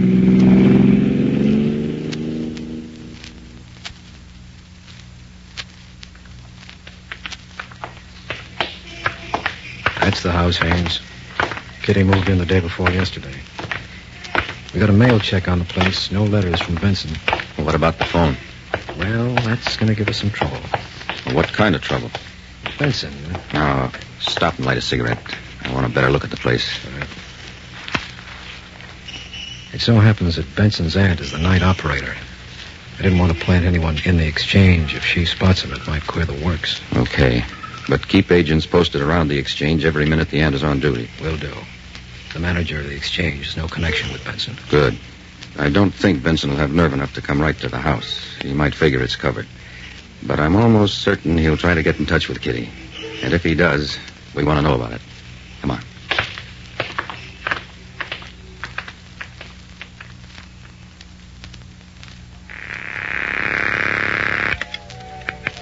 Hello? Kitty?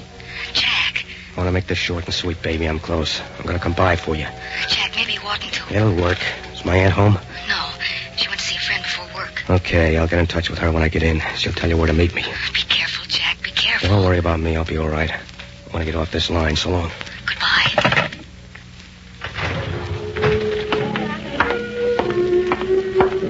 Okay, Meggs, let's get out of here. Sit down, will you, Jack? Let me finish my drink. All right, but make it snappy. Who you calling, that dame? Yeah. She got a friend? She don't live in this town. Oh. Well, who cares if she's got a friend? Hey, when do we get this baby of yours and where? I'm getting curious. You don't have long to wait now. Did you ever hear of a little place called Sainish? Should I have? We're driving there right now. Good, good. That's where we take on our extra passenger. Now get finished up. We got 50 miles to drive. Okay, okay.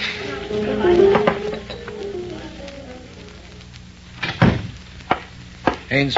Yes? The manager of the local telephone exchange just got in touch with me. Oh? There was a call to Kitty. It came through from Bismarck. From Benson? He doesn't know. He just saw the ticket. He happened to go by the office, and the ticket had just been filed. Is Benson's aunt on duty at the board? No, she's not scheduled to come on for another hour. Okay. We'll get in touch with the police at Bismarck to be on the lookout for Benson there. And we'll keep a double watch here in town all night. Crossman and Gould on the house, you and I at the telephone exchange where we can cover any more calls.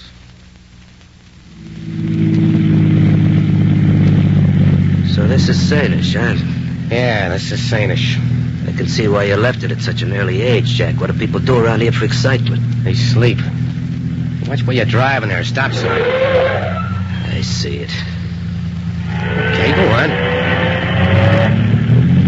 A stop sign they need there. Why, to see the cows coming? That's the telephone exchange in the middle of the block. You mean your aunt's got to stay on duty all night? Who makes calls around here at night? Pull in over there. Okay. Why don't we go to the dame's house? I'm doing this. All right, turn out the lights. Okay. Hey, what do you need a gun for here? I didn't need it back in Kansas either, but I used it. Come on. I'll wait here. Come on, I said. Okay. All right, we go around the back. What's the matter with the front? Nobody's there but your aunt. We'll go around the back. Well, it's trouble to see a dame. Come on, shut up. That's far enough, Benson. Cops. Get him! Doc, shoot at him. No. Jack, put your hand in the air. Okay, I got up. That's it. Keep. Okay, take it easy. Where did the bullets catch Benson? The heart, I guess. He's dead. Okay. Wait here till the coroner comes. I'll take care of this one. Go on, you. Start walking. Okay, I'm walking.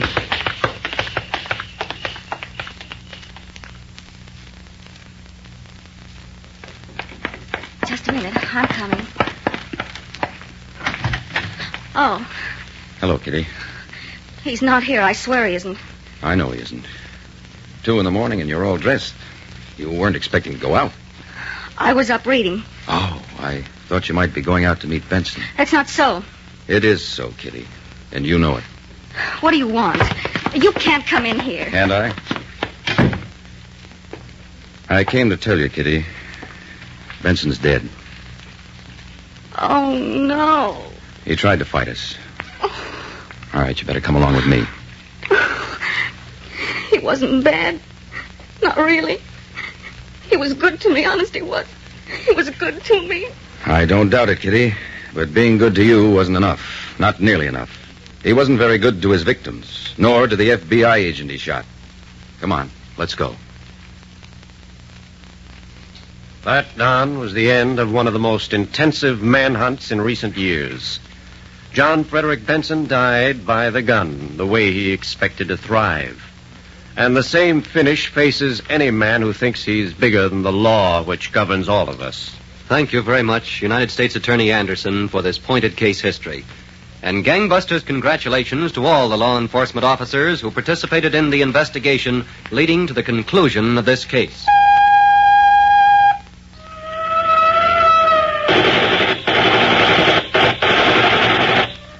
Tonight's case was dramatized by Stanley Niss and directed by William Sweets, with Ken Lynch and Charlotte Lawrence in leading roles.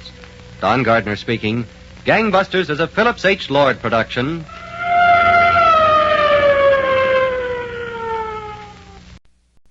And now, in cooperation with police and federal law enforcement departments throughout the United States, the only national program that brings you authentic police case histories.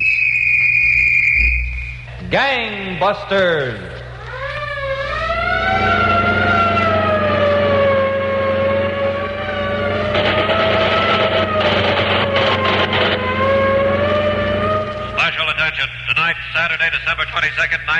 25, a crime wave of the most serious proportions is spreading throughout the United States. A serious crime is being committed every 40 seconds and a murder every 3 hours. And so we present Louis J. Valentine, former commissioner of the largest police force in the world, who will interview by proxy the Honorable Fred N. Hauser, District Attorney of Los Angeles County, California. Commissioner Valentine. Mr. Hauser, I know that tonight's case is about one of the cruelest killers of the last decade. Commissioner Valentine, the facts of tonight's case are almost unbelievable. During January of last year, such police flashes as the following were cracking out over the California airwaves. Attention, Al Simeone, most dangerous gunman at large today. Epidemic of vicious holdups along California coast. Simeone cutting unprecedented century. Simeone, burglary, December 4th, 1930. Rearrested, sent to San Quentin, 1933. Assault with deadly weapon. Attempt to commit murder, 1933. Killer, age 32, 6 feet, 150 pounds, slender build, dark complexion, piercing eyes. This man is fanatically cunning. Approach with caution.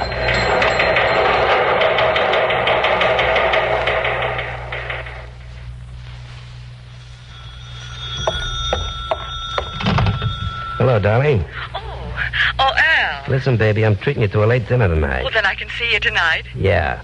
La Flamingo Club for dinner and dancing. Oh. Get a table about 11 tonight. Oh, look, if I'm a little late, order a big dinner for us, huh? Steaks, ice cream. Working late again, darling? Yeah. Al, I'm crazy for you. You know me for 1 week, and you're crazy for me. You know I am. Okay, Louise, have a big dinner ordered. I, like a big dinner after I finish my work.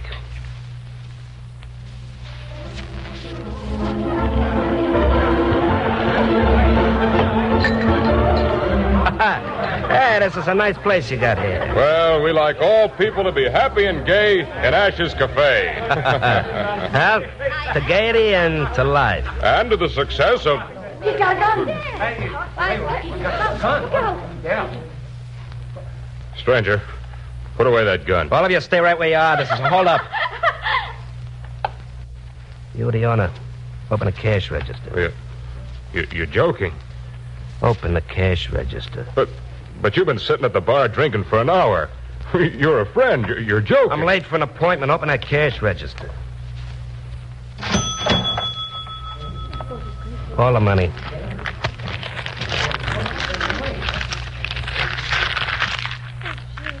This is all of it. Turn your back and close the register. Why should I close it? Turn your back and close the register.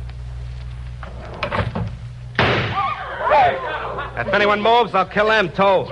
I'm late for a dinner appointment. So long, folks. Okay, wait, somebody get the police. They shot him and killed him. Murder. Emergency. Killing at Ash's Bar. Wanton murder of proprietor. Killer, slight of build, black hair, dressed as fashion plate, has nervous habit of clearing throat. Description fits that of lone gunman Simeone. This killer is fiendishly cunning. Sound a general alarm. This man must be taken dead or alive. Oh, darling, I've ordered the most wonderful dinner for us. La Flamingo is best. You like that, huh? Steaks, French fries, and broccoli with hollandaise. Only a brunette would know what a man loves to eat. Do you really like brunettes better than blondes, Al? I never looked twice except at a brunette. Well, you're terrific. I've only known you a week, but I'd die for you. What a charming way to make love. Al, why were you so late coming tonight? What business are you in? Well, you'll laugh. Why? I'm a toy salesman. I sell children's toys. No, why would I laugh at that? That was why I was late tonight. I had to meet a man at the cafe. I could make more money, but the pleasure of knowing when you sell toys, little children will play with them and be happy. Oh, Al, you're so sweet. I didn't know there were men like you. Didn't you? No. But you do make money at it, Al. You always seem to have so much money. And the way I got things planned, baby, I'm going to have lots more.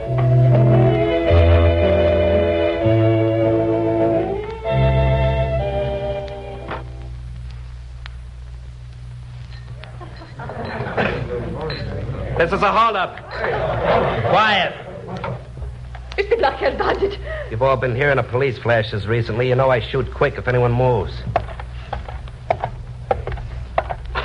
Now, that's strange. A woman tending bar. I am Mrs. Ortega. My husband owns this tavern. I only do it sometimes to help him. Your husband here tonight? Yes, in the back room. Louis Ortega was a veteran of World War I. We have a son who's fighting in the Pacific now. That's nice. Somebody turn the radio on. I like to have music. Thanks. That's the idea. Now, Mrs. Ortega, open a cash register. I will not do it. My husband and I work hard for our money. The music sounds pretty. Now let's have the music of the cash register opening. No. Well, shoot. You would shoot the mother of a boy who's fighting for your country. If he were here, you would not dare talk to me like this. But he isn't here. Don't you dare talk to my wife. No. I stand in front of her. Oh, dramatics, huh? Oh, you're the one I wanted anyhow. Forget the cash register. Open the safe. I will open it.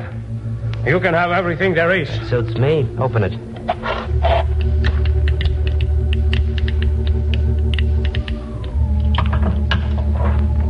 There. Take it. Scoop it up and give it to me.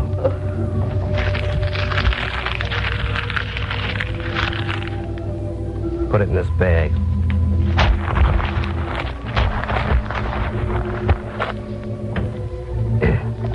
Now you'll turn your back and close the safe. You have everything. Now go and leave us. I said to close the safe. It's all right. My husband! My husband! You shot my husband! Somebody help!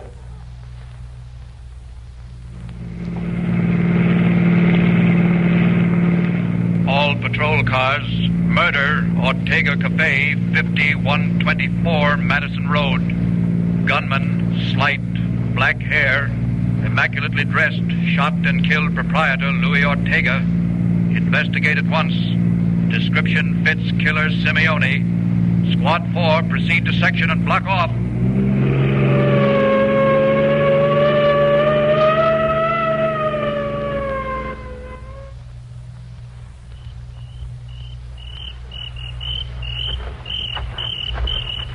Oh, Al. Huh? I'm here, on the bench. Oh, it's so dark I didn't see you, Alan. Gee, I've been so scared waiting for you. Yeah. Come on, sit down. What's the matter, honey? No cute little blonde. Ever ought to be scared. Well, the park's so dark, and you're late. Then all of a sudden I heard the sirens of police cars. Oh. Yeah, some unscrupulous person probably pulled a holdup. No, I was foolish. Now you're here, I'm not afraid. I love blondes. No brunettes? I hate brunettes. I'm afraid you'll sweat me off my feet, Al. 5 days and you're it. Good. I had a little work to do, but I've looked forward all evening to meeting you out here on the park bench. Al, what do you do for a living? Me? Oh, you'll laugh if I tell you. No, I won't. I'm a salesman for artificial limbs. Limbs? Artificial limbs, legs, arms. I don't know, it gives me a feeling of worthwhileness, bringing happiness to people who are unfortunate. Oh, Al, you do. I could make more money other ways, but what's money beside the finer things in life? Al, you're wonderful. Well, I don't think I'm so good, but what's my opinion against thousands? There goes the police siren again. What's the matter, you nervous? Of course not. Not with you here. It's just a police car, probably hunting down some gunman. Well, I hope they get him, too. Sure. They're probably after that gunman who's been doing a lot of killing in cafes. Oh, but don't worry, honey. You got me right here to look after you. I got a lot of plans, baby. And you're in every one of them. Mr. Hauser, I certainly agree with you that Al Simeone was one of the cruelest killers of the past decade. I know you have many more interesting facts to tell us. But first... Now, back to Gangbusters and Commissioner Valentine. With killer Al Simeone loose, Mr. Hauser, I know the district attorney's office as well as the police were faced with quite a problem. We certainly were, Commissioner, because Simone combined the worst features of a master criminal. He was vicious, tricky, unpredictable. One particular instance should be noted.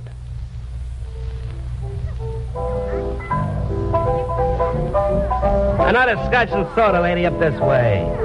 Attention, please. All cafes and restaurants. Quiet, everyone, please. There's a special announcement coming on over the radio. We are breaking in on this program to make a very special announcement. The killer who has been operating in cafes and taverns is still at large. We ask all cafe owners and tavern owners to keep as little cash in their safes as possible. Special plainclothes detectives are covering many California cafes.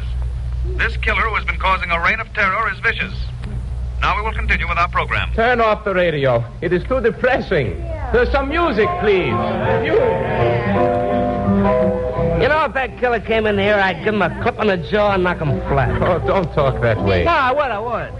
He's probably yellow through and through. It is the man who talks too loud who is the most frightening. Yeah, well, I still say I'd hit him with my fist and knock him out. Yeah. Do not talk so loud, please. The people are laughing at you, and they...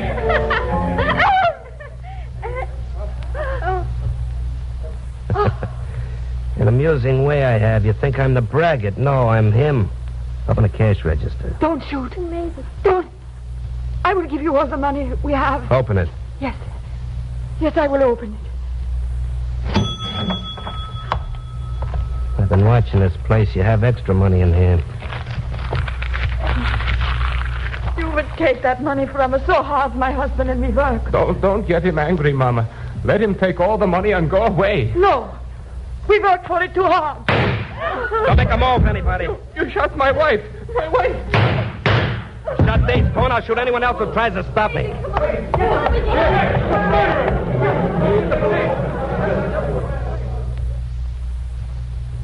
Emergency, double shooting, Southgate Cafe. Mrs. Gertrude Nelson in serious condition. Mr. Frank Nelson, her husband, has died. Killer, slight of build, black hair, immaculately dressed, fiendishly cunning. This killer must be caught, dead or alive. Special officers are being assigned to all cafe districts. Simeone. You look strange, Fingers. The last time I saw you, there were bars in front of you. The same to you. See, you're hot, Simeone. The cops are sending out flashes about you every night. But I'm like the ghost who disappears. I can use you, Fingers. How'd you get in my room here? How'd you know where I was? I have ways. Mind if I put this bag of eggs down here on the bed? Eggs? Yeah. I was on my way home. I get hungry sometimes after jobs, so I buy a few eggs and carry them around in this little paper bag. You go nuts? Don't move quick in the bed and break them, Fingers. Maybe if I put them under the covers with you, you might hatch them, huh? Am I awake or are you a nightmare? Fingers, I've thought up a new racket, and I can use you. Yeah? Yeah, I pulled my last holdup of taverns and cafes. I'm going to give the cops a different kind of headache. Look, all over Los Angeles, they have check cashing stations. Yeah, they got banks, too. So what? At all the big industrial plants, they got checkbooks. So? So these big corporations make checks out to the employees. The employees go to any one of a couple of hundred cash windows and cash their checks. Go on. You're getting interesting. There are so many of these places, the cops couldn't possibly cover them all. Yeah? Now, if I had a light-fingered man who could visit a lot of corporations and pick up a lot of loose checks, I could forge the checks, go to one of these cashing booths, and, shall we say, cash in? Brother, this ain't no nightmare. It's a dream. So says what? So says you're good. So says you does it, Fingers, hmm? What do I get? 10%. It's a deal. It's good for a couple of grand a week. Oh! Careful. I hope I didn't break those eggs in your little paper bag. Look inside and see. What do you think of my bag of eggs? A gun, 38. What a beaut. What a gag. Yeah.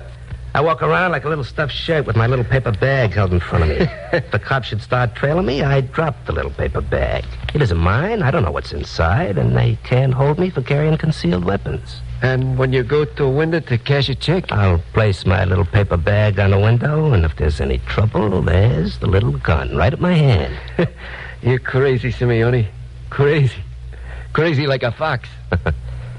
I have a hunch, Fingers, this little check cashing racket's gonna have the cops a-poppin'.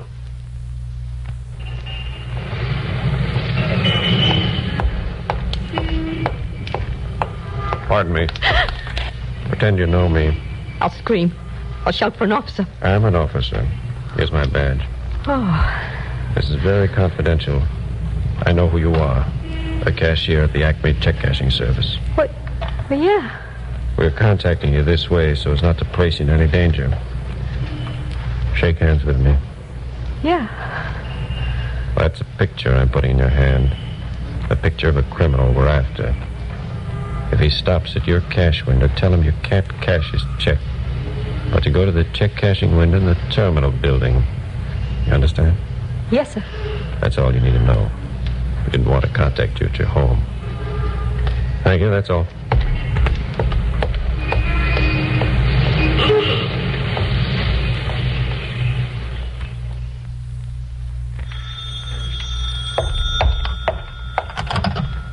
Hello? This is the Los Angeles Police. Mr. Henry? Why, yes? We're mailing you a picture. Please keep it in the strictest confidence. What do you mean? A picture of a criminal. If this man comes to your check cashing window, tell him you can't cash his check. You'll have to go to the check cashing window in the terminal building. I'll do anything you say, sir. The picture will arrive by mail in the morning. Please keep this in the strictest confidence. Yes, I shall be glad to, sir.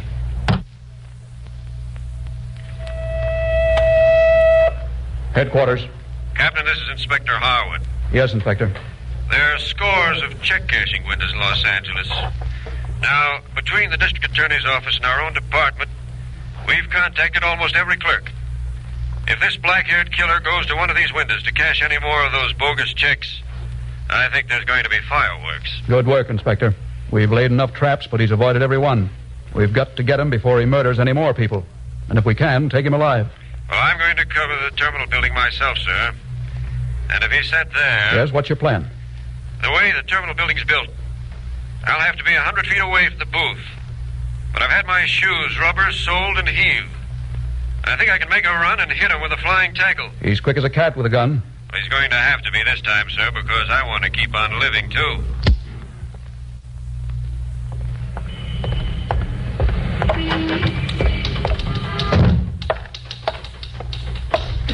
Well, hello. Good morning. I want to cash a check, and don't knock this paper bag of eggs off your window ledge. I didn't know eggs were so scarce. You men had to carry them around with you. Fresh ones are. I have a wage check I want to cash. Well, let me see it. Yeah. Say, don't you get lonesome sitting in that booth all by yourself? Sometime. And a redheaded then. Yes. You, work for the oil company? Oh, yes. $250, eh? I'm a scientist. You are? A scientist who loves redheads. Flatterer. Oh, I'm sorry, sir, but I'm afraid you'll have to go down to the terminal building to cash this. Why? Well, we're a little low on funds. I'm sorry, sir. The terminal building. There's a cashier's booth there, like this one. Oh, you can't miss it. It's right in the middle of the building. Well, all right. Oh, don't forget your bag of eggs. You know, I got a weakness for redheads. Have you? Look, after I get my check cashed, suppose I come back and see you. Well, maybe. We could have a lot of fun. All right, I tell you, you cash your check down there, and if you aren't doing anything afterwards, come back and see me. It's a date, Red. You'll be seeing me. Maybe. Operator, give me the terminal building, quick.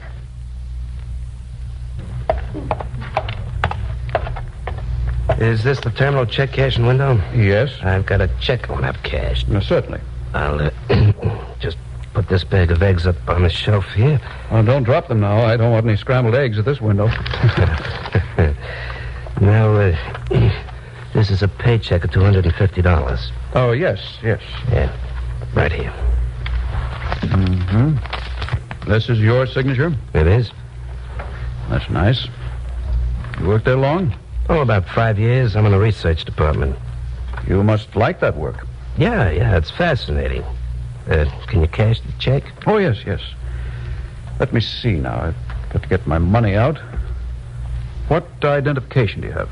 Well, I have my cards, and I can show you some of my papers. Good work, Inspector. He's out cold, Captain. What a football tackle. He's a slippery article, Inspector. He had his gun in his bag. I'll get these cuffs on him.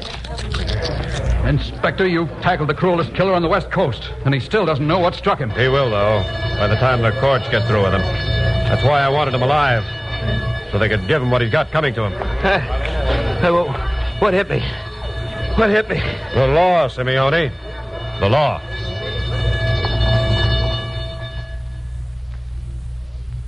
Well, Commissioner Valentine, Simeone was convicted of murder.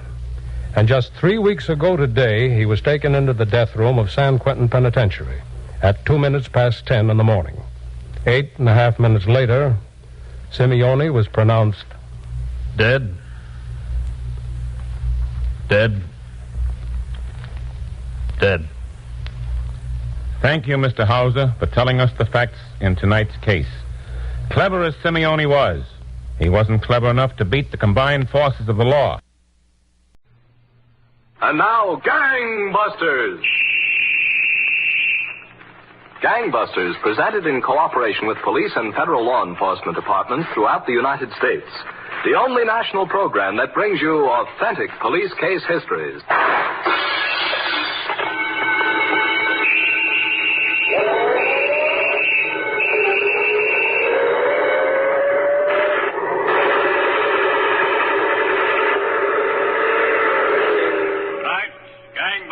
Presents the case of the Carnival Caper, when robbery rode the big show train, until police officers found the mysterious passenger and stopped murder on the Carnival Midway. Gangbusters has asked the Honorable Victor E. Anderson, United States Attorney in Minnesota, to narrate by proxy tonight's case. Now, Mr. Anderson, you told me that the crime in tonight's case was one of the most extraordinary in modern times. That's right, Don Gardner. It was never ascertained exactly in the jurisdiction of which state the criminals finally got their hands on the loot they sought. Well, do you mean that they got the loot in midair, so to speak, Mr. Anderson? You'll see, Don. Suppose we start one spring afternoon a few years ago in the city of East St. Louis, Illinois. A flashily dressed, slightly built man in the middle 30s walked toward a second-floor door in an old but nicely kept apartment building. He set on the floor what looked like a brand-new suitcase, then knocked with a rhythm. Boy, this will set it back. Madam, let me introduce myself. I have here the... Yeah? Oh. Madam, I have here... Come on in, Cookie. I have here the finest kitchen utensil ever put on the market. You have what? It saves you 93 steps a day plus 116 separate and distinct motions by a maid. What's this all about? What's it all about? Ain't it obvious? I got myself a keister and $3 worth of potato peelers, and I'm a businessman. How do you like the keister? Oh, Cookie. Look, you press a button and lights pop up. Yeah. See? Ain't that some gimmick? You see a crowd gather, you go over. Boom, you make the pitch. And the potato peelers ain't bad either. Who needs a potato peeler? Well, if you fixed a meal around here once in a while, one would come in handy. Oh, yeah? Look, I was walking down Broadway this afternoon. I see a grifter giving his pitch to a bunch of women standing there with their mouths open.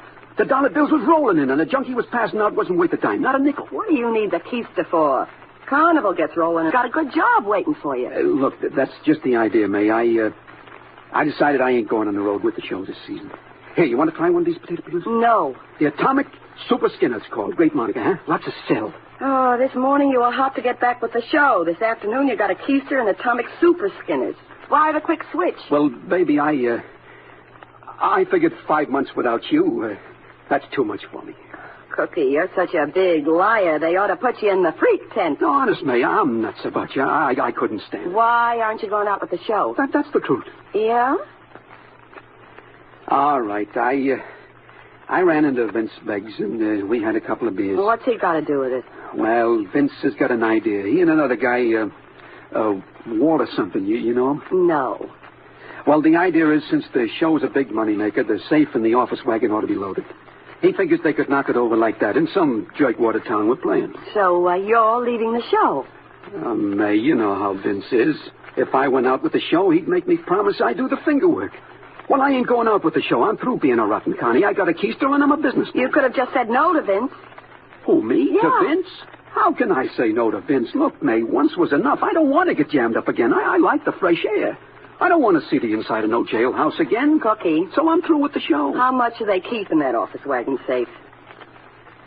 I don't know. At the right time, maybe 30, 40,000. Look, May, I ain't getting involved. Cookie, don't you love me? What's this got to do with love? Cookie, think of all the things we could have. Yeah, stripes I could have. And about 10 years to wash them off. You got the easiest part of it. I know, but...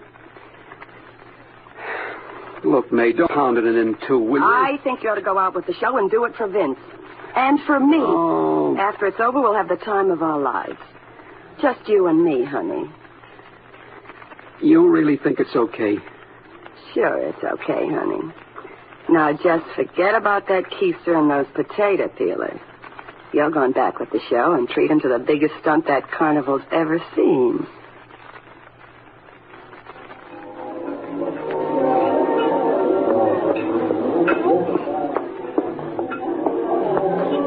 Oh, Vince. Well, May? Cook told me he wasn't going out with the show. Oh. Sit down, baby. Didn't you talk to him? Sure, I talked to him, Vince. And everything's okay? He leaves Tuesday. May, you're a wonder. Because Cookie does handstands for me, that makes me a wonder? Baby, you're a wonder because I say so. Okay. Now, what's in this deal for me? Figure out what's in it for me, and that's what's in it for you. You sure must think a lot of me, Vince, making me keep Cookie happy. That's business, baby. After Cookie goes out with the show, that's when our pleasure starts. With Cookie in there pitching with the information, it ought to be as simple as driving down Main Street on Sunday. Let's hope so. You've got more faith in Cookie than I have. Cookie's job is easy. All he's got to do is pass along the dope and keep his mouth shut. That's easy, keeping his mouth shut? Easy enough. After I have a nice long chat with him. Who's this Walter somebody? What's he in the deal? A working man. An artist. Oh? One of the slickest guys with a safe dial and combination I know. And he's going to take a big slice, huh? He's worth it. You want a drink, babe? No. No, let's get out of here. How about your place? No, thanks. Cookie's home. Okay. I can think of some place he isn't. Let's go, baby.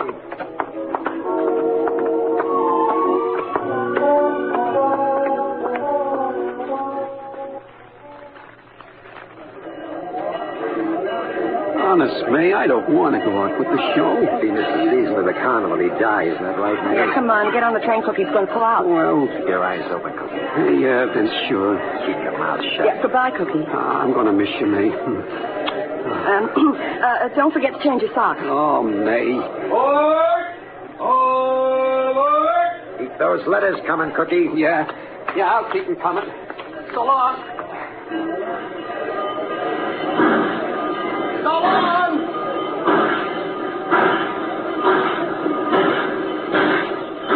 There he goes, baby. There goes our meal ticket.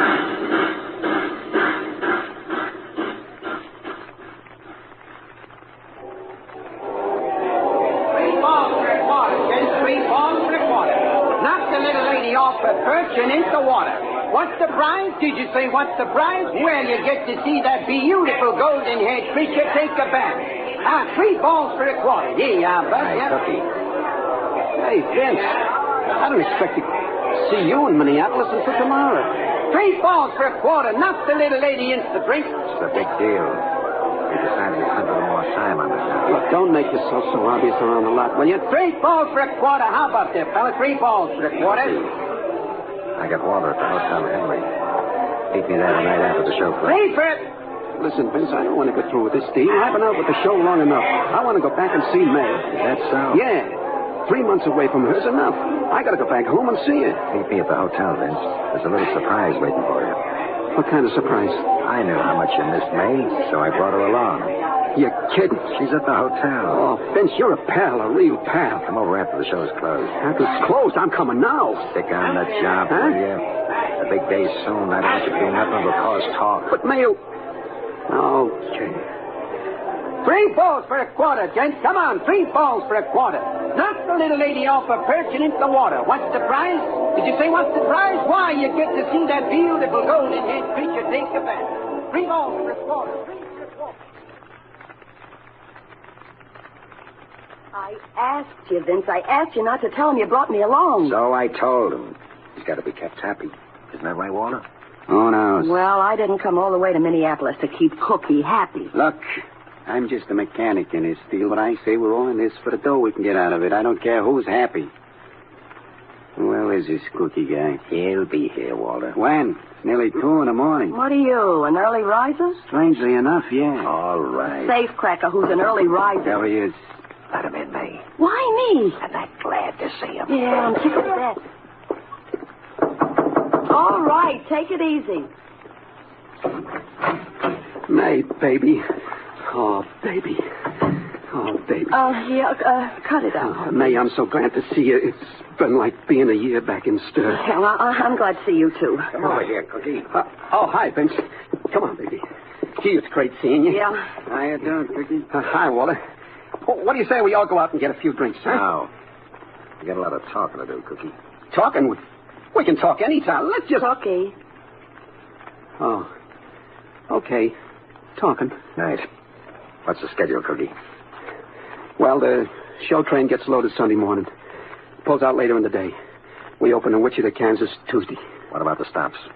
Well, the first one's scheduled for Farmington. Farmington? Where's that? Still Minnesota. They got to water and feed the menagerie. I guess the train will lay on the side in a couple hours. Does the office wagon still ride on a flat car up near the front? Didn't I write to you dead? They could have changed it sometime during the season. Well, if they changed it, I wouldn't have written to you. Wouldn't I, May? Yeah. All right. We'll be in Farmington when your show train pulls in. That all right with you, Walter? Any place all right with me, just as long as I got room to cut a hole in the bottom of the office wagon. You got plenty of room. The wagon rides on top of a flat car, like I told you. Okay. That's it. Walter and I'll drive out there today and locate a good spot for us to wait. We'll let you know where to meet us, Cookie. Meet you? For what? It's a 3-man job, that's for what? Oh, now, wait a minute. Wait, nothing, we need you. This is my part of the deal, the information. I didn't bargain for nothing else. Ain't that right, May? Don't look at me. I don't know what kind of deals you made. You'll be there to give us a hand. And after it's over, you go back to the show and stay with it the rest of the season. Do I have to? Sure you have to. You leave the show after the job and you look suspicious. Yeah, but I got to spend some time with May. You'll have all winter with me, Cookie. All winter. We'll let you know where to meet us in Farmington. Okay, Walter? Looks like a soft touch to me. An awful soft touch. So, Don, as soon as the train got underway, these criminals planned to saw a hole in the floor of the Carnival office wagon, which was loaded aboard the flat car. The escapade looked like a certain success, until another train brought an unwanted passenger. Now back to Gangbusters. You were telling us, United States Attorney Anderson, that burglars planned to board a flat car of a Carnival train on which was loaded the office wagon of the show. That's right, Don. And it was their intention to saw a hole in the bottom of the office wagon as the train rolled through the dead of night and open the small safe in which the funds of the show were kept. Late on the night of September 7th, the train had pulled onto a siding at Farmington, Minnesota to water and feed the menagerie as Cookie said it would. In the high weeds near the spot where the office wagon car had stopped, the other 2 conspirators were waiting.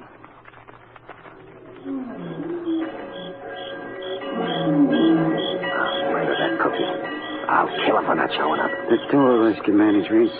Don't look so tough after all. When I tell him to show up, I want him here. Better keep your head down in the weeds. One of them trainmen liable to spot us. Looks like you get finished up back there. Okay. Grab the tools. Got him? Let's go. Okay. Get on. Give me a hand. Come on. Okay, I'm okay. That's the signal to pull out. Lay low. the lantern. Aboard! All aboard! Aboard! All aboard! All aboard! Say we're all aboard. Shut up and let go. Hey, that cookie punk doesn't come in for a full cut. We'll see. He didn't show up for the job, did he? I'll take care, Cookie. Let's get busy on the floorboards.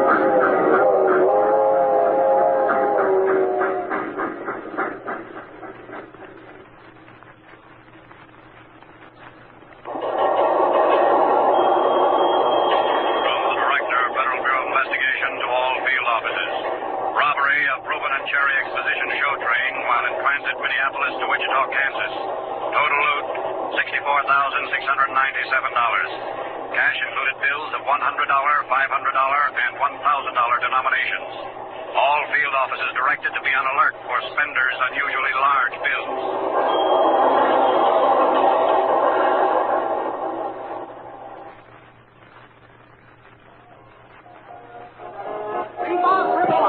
Three balls per quarter. Knock the little lady off her perch and knock her into the drink. Hey, Cookie. Did you hear about it, Cookie? Say here about what? There's FBI guys all over the lot. Some from St. Paul, some from Kansas City. Come here to Wichita special. No kidding. They got an idea it was an inside job. Well, sure it was an inside job. Where'd anybody get the dope on the office wagon unless it was an inside job? Have they questioned you yet? Me? Sure you. They're questioning everybody on the lot, everybody, from Mr. Signer checks all the way down. What do they want with me?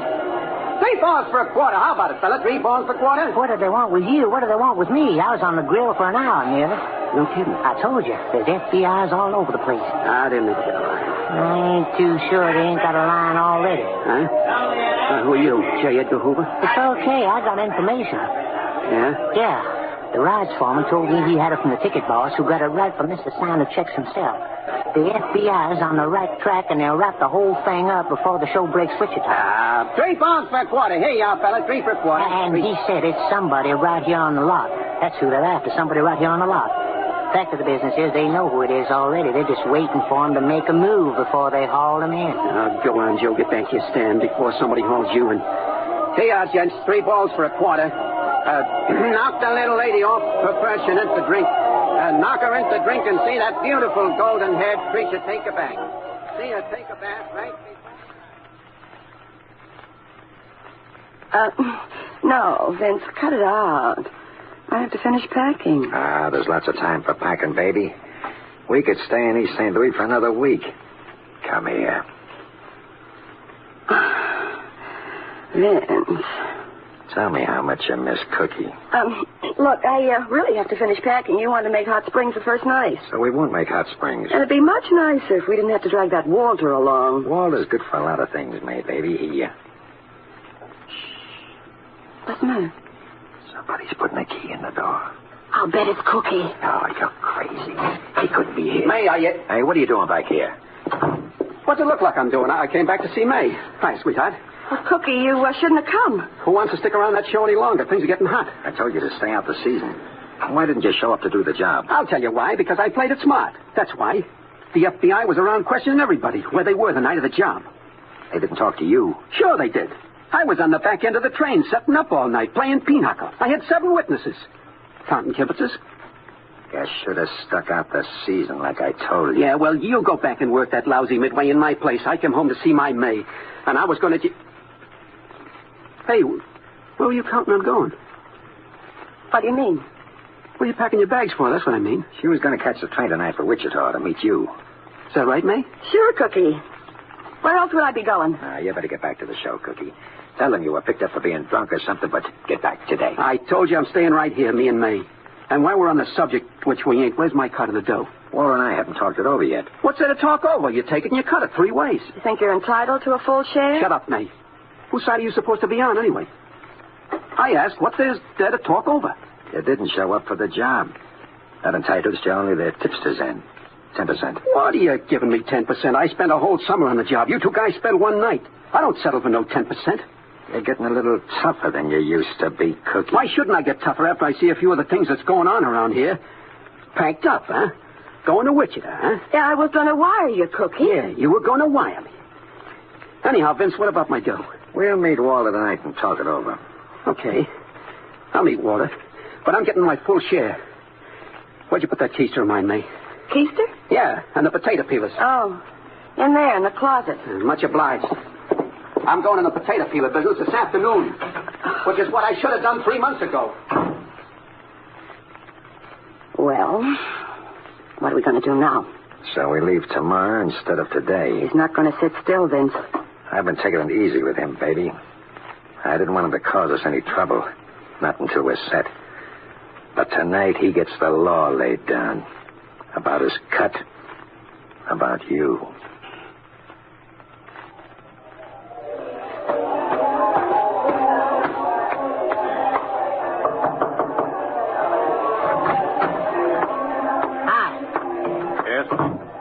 I'm Joe Carey. They said they wanted to see me in the office wagon. Yes, I want to see you. I'm Special Agent Smith, Federal Bureau of Investigation. Oh, how you? Sit down, Joe. Yeah, thanks. You know, another one of you FBI guys talked to me yesterday. I know. It's about something different today. Look, I didn't have nothing to do with the robbery, if that's what's on your mind. I know you didn't have anything to do with it. Oh, that's good. Had me worried for a minute. You know that your friend Cookie left the show? He did? Yes, he did. Well, that's funny. I was talking to him just last night. He didn't say nothing about leaving. He didn't say anything to anybody. He just left. Say, you don't think he had anything to do with... Oh, not Cookie. Well, let's see. He gives an East St. Louis, Illinois address. Do you know whether that's where he lives? Yeah, that's where he lives, but you're barking up the wrong tree, mister. Anybody but Cookie. We'll have to check up on him anyway, leaving the show so suddenly it doesn't make it look too good for him. Now, I'm going to ask you a few more questions, and you give me the best answers you can. All we're trying to do is clear this thing up, and we intend to. Now back to Gangbusters.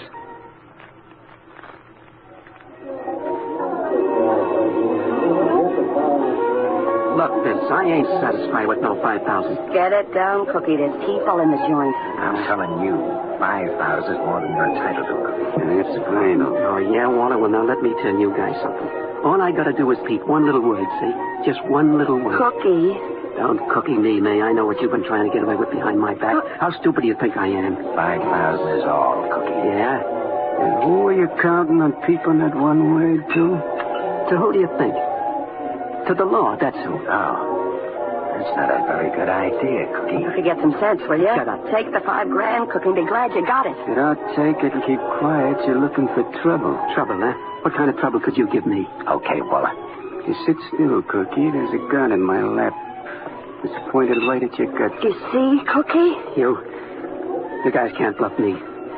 Give me my third and I'll get out of here. Sit still, jerk. We ain't bluffing. Let's just imagine he was going to be trouble for us. They're all $5,000. There's $5,000. Now, look, fellas, all right, I'll take the $5,000. You're a little late, Cookie. I think you'll take a nice swim in Horseshoe Lake. May, talk to him, huh? With a rock around your neck. May, tell him I was kidding, huh? I'll take the $5,000. I got no influence, Cookie. Now, get up and walk for the door. Then scare us, he said. Now, walk for the door. May, do something for me, will you, May? Shut up. Do something, May, please. After what we've been together. Trying to get tough, didn't you, Cookie, huh? May. All right, hold it. What? Hey, watch what you're doing. FBI, don't move. Hey, listen, you... Stand still. Oh, brother, am I glad to see you. We're glad to see you. Now get over, all of you. Walk out that door and don't give us any trouble. Because we just welcome trouble from guys like you. Now walk.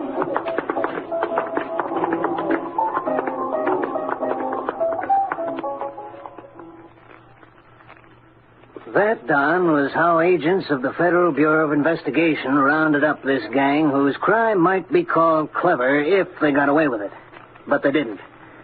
The principal members of the gang were found guilty of theft from an interstate shipment and sentenced to a term of 8 years in a federal penitentiary. The other conspirator was given a term of 3.5 years. Well, thank you, United States Attorney Anderson, for this most interesting case history. And gangbusters, congratulations to the federal agents who rounded up this troublesome gang of criminals.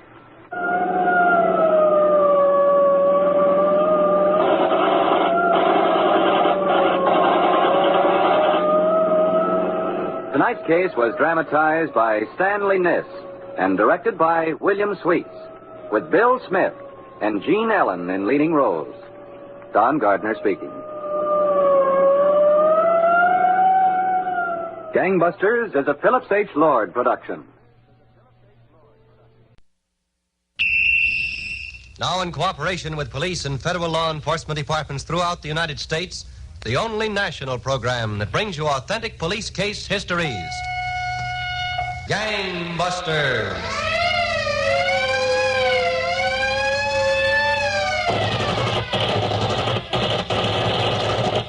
Tonight, the case of the brothers in banditry who thought the way to social standing was money, and the way to money was crime, until they learned that even the highest polish leaves a mark. Gangbusters has asked the Honorable John J. Grosh, now criminal sheriff, Orleans Parish, and former chief of detectives, New Orleans, Louisiana, to narrate by proxy tonight's case. The inside facts in the case of brothers in banditry. Sheriff Grosh, I know you have a lot to tell us tonight, so suppose you start right in. All right, Don Gardner. I think the place to begin would be a few years ago in Hollywood, California. In a room at one of the fashionable apartment hotels, a young man and a young woman were dancing, while a portable phonograph hummed out the rhythm of the latest rage from South America, the samba. That's it. That's it. Now you've got it. This is fun. All right, now stay with it. Stay with it. Sure, you've got it. Oh, darn it. All right, now come on, honey. Come on, it's simple. Oh, no, not now, Ralph. Later, maybe. Turn it off, Sure, Lydia. Anything you say. I get one of these dances all set, and then they come out with a new one. Oh, I've just got to sit down. I think I've got some ice in there. I'll fix you a nice cool drink. No, thanks, Ralph. Sit down here with me. Oh, sure, baby. Cleveland's going to be awfully dull without you, Ralph. Well, then stick around Hollywood. No, I've been here long enough without anything happening. My father gave me a year. If you're not in pictures by then, he said, come home. So, back to the social whirl in Cleveland. That's me. Well, maybe I'll drop into Cleveland someday. Would you like that? Would I like that? Oh, answer that, will you, Lydia? Oh, what's yours? Answer it yourself. No, go ahead, honey. Whoever it is, tell him I won't be back till Tuesday. I don't want to talk to anybody. Hand me the phone. Sure. Hello? Is this Ralph Oliver's room?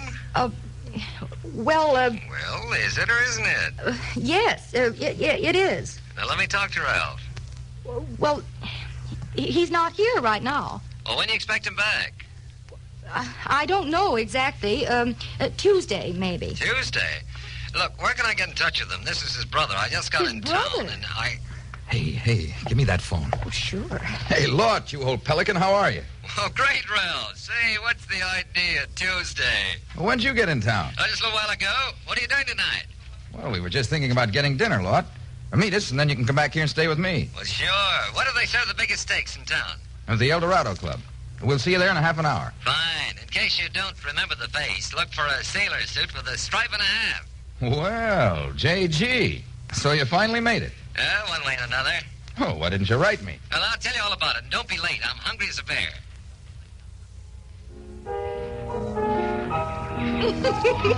Oh, Lawton, that's wonderful. Yeah, my CO didn't think it was so wonderful. I've never had such a good time. Why didn't you tell me about this kid brother of yours, Ralph? I've always kept him a secret. He's a woman stealer. And he's so young, too. Nah, don't let him kid you, Lydia. There's only a year between us. Besides, I have only one love, and that's the Navy. Would you care for another brandy, Lydia? No, thank you, Ralph. I think I'll just go powder my nose. No, I like your nose the way it is. You won't miss me. As a matter of fact, I feel in the way. You must have lots to talk about. I'll be back in a few minutes. All right. Nice girl. She'll do, Lord. Rich family? Rich enough. How are you doing otherwise? It's a struggle. Say, tell me something, will you? What? How come they jump you from machinist mate second class to Lieutenant J.G. in a year? Navy promotions are too slow, Ralph. I decided to promote myself. Oh? I'm not in the Navy anymore. I just like the uniform. Honorable discharge? The other kind. If they catch you wearing that uniform, it'll go tough on you. Yeah, they won't catch me. I move too fast. Do you have to move too fast? Oh, wouldn't you, if you had a bunch of bum checks trailing you? Yeah. But you gotta be careful, kid. Oh, I'm careful. Well, where do we go from here? I don't know. You're the host. Huh? Me? Well, didn't you invite me out to dinner? Well, sure, but I'm kind of short tonight. Of money, you mean? What else? Uh-oh. What's the matter? I've only got $7 to my name. Beat me. I've only got 5. That's not much help. Check will be over $30 with all the drinks. What about Lydia? Forget it. Oh, she's well heeled. Couldn't you tell her you left your wallet home? Forget it. I'm saving her for a bigger touch. Oh, but she's going on to Cleveland tomorrow. And I'm going to Cleveland soon. Well, what are we going to do? Hey, how about you and I fighting over who's going to pay? That's got whiskers. Well, how about getting sick or spilling food or something? Hey, call that head waiter over here. What's the idea? Just call him. All right. Captain? Captain? Oui, monsieur. One moment. Now, when he gets here, tell him what a fine dinner we had and ask him to bring the check. But, Ralph, Do as I tell you. Here he comes. Can I be of service, Monsieur Lieutenant? Yeah, the dinner was excellent. Just right. Oh, thank you, monsieur. May I have the check, please? Oui, monsieur, in a moment. Say, isn't that Joe Davis? Oh, excuse me. Oh, it is nothing, monsieur. I will have the check in a moment. Now, tell me how that helped us, other than to bring the axe down quicker. The check will be over $30. Here, be a liberal tipper. Give him 40. Hey, where'd you get all that dough? From the head waiter. But he doesn't know it yet. Huh? Ralph, how long you been picking pockets? His is the first one. But when I have to, I can do anything and do it good. Well, let's get out of here before he misses that one. As soon as Lydia comes back, we'll take her home. Then I want to talk over a few things with you.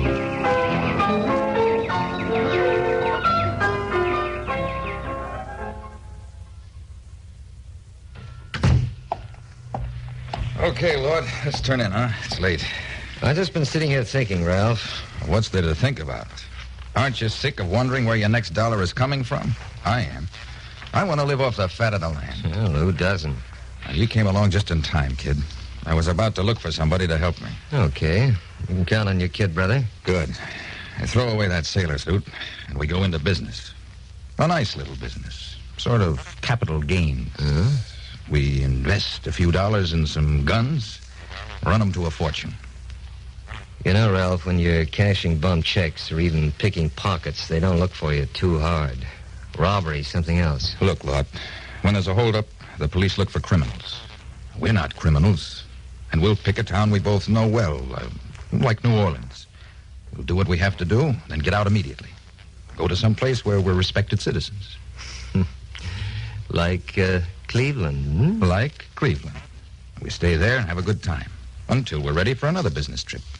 Back to New Orleans.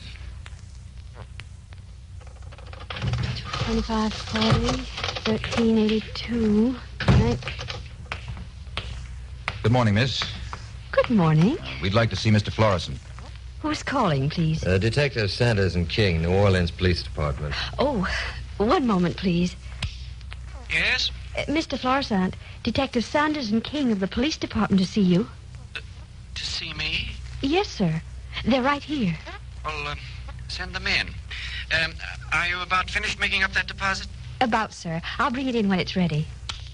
Mr. Florence's office is the first one on the right. Thank you very much. Come on.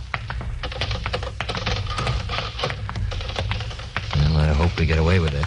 We will. Don't worry. Come in. All right, Lot. Well, there's luck. Mr. Florison? Yes? I'm Detective Sanders. This is Detective King. We hate to trouble you when you're busy. Well, that's all right if there's anything I can do for you. We'd like to do something for you. For me? Yes, sir. You're in the habit of making a large bank deposit every Wednesday morning at 11. Well, that's right. As a matter of fact, the deposit's about ready now. We had a tip from an informer last night. And this informer thinks 2 bandits plan to hold you up today on your way to the bank. Really? Yeah, the lieutenant doesn't put much stock in the report, but he sent us to escort you to the bank. Oh, fine.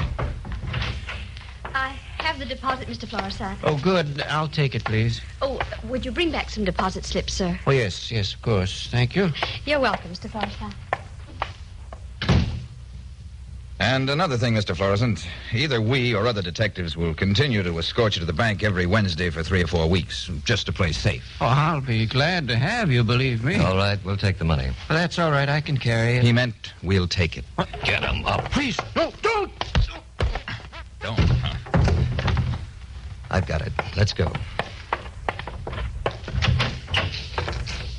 Okay.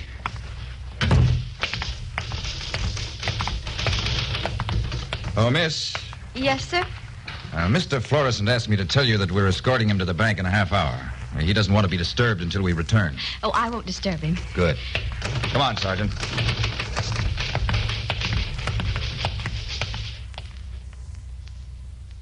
That, Don, was how Ralph and Lawton Oliver staged their first robbery in New Orleans. They were delighted at their success. But the brothers soon learned it's seldom that even the most ingenious schemes fool the police. Now, back to gangbusters.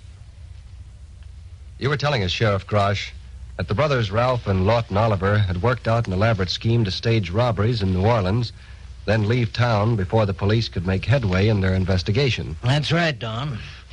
And at least a half dozen cleverly executed robberies were committed in quick succession. After the last one, they planned to leave for Cleveland, where they'd make the rounds as respectable citizens.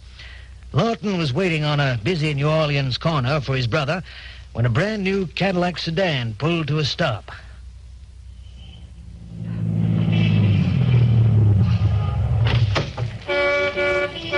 Lord! Hey, Lord! Come on, get in. Ralph!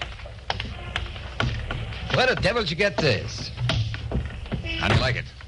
Hey, some hunk of automobile. How do you like that power? Oh, come on. Whose is it? Don't tell me somebody left it standing there with the keys in it. It's ours. Ours? Yours and mine. We're going to Cleveland in style.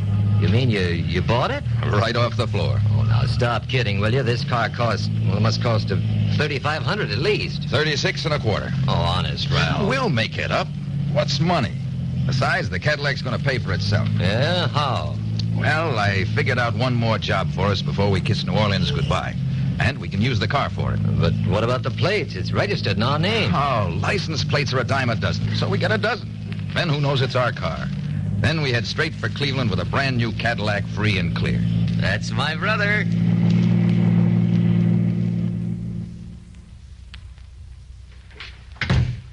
Well, Inspector, I checked up on the license plates. Huh? Stolen. You didn't expect anything different, did you? No, but I was hoping. Where was the car stolen from, Sergeant? I don't know about the car. The plates taken off a 1940 Chevy. Some difference. Any reports on a new Cadillac sedan being stolen? I couldn't find any, Inspector. Not any place in the state. Ah. If anyone's missing a brand new Cadillac, they certainly ought to squawk about it. No, couldn't be. You mean you were thinking these bandits might own that car and just have stolen the plates? Yeah, but why do they need to buy a car? Sergeant, these two men seem to have a way of their own and a purpose of their own. They're well-spoken, polished, and a little too confident. Why shouldn't they buy a Cadillac if they want one? If they did, it shouldn't be too hard to trace. Look into the state registrations for the last week or two. There won't be too many Cadillacs of that model listed. Yes, sir. I'll get right on it.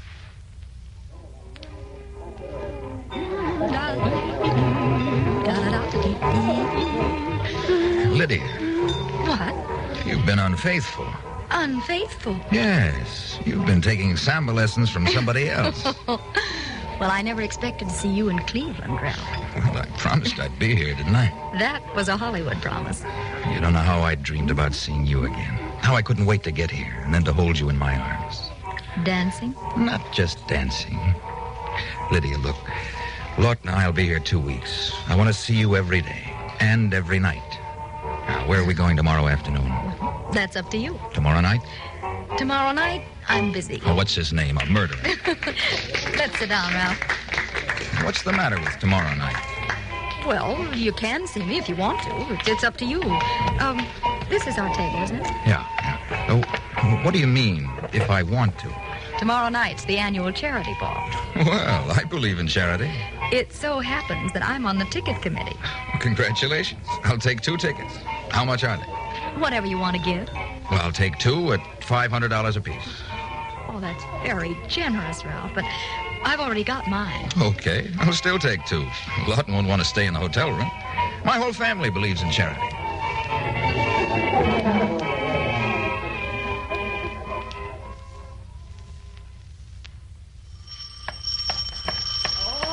All right, my goodness.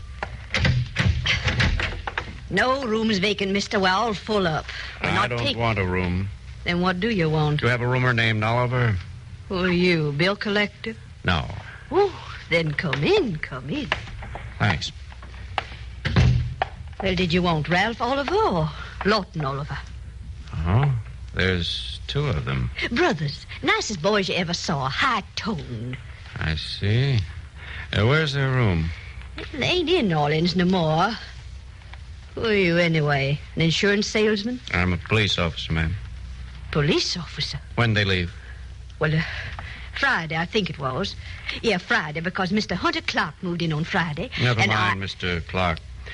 Do you know where they went? Well, traveling, they said. But if you ask me, it was Cleveland. Oh? Ralph, that is, got a fiancée in Cleveland.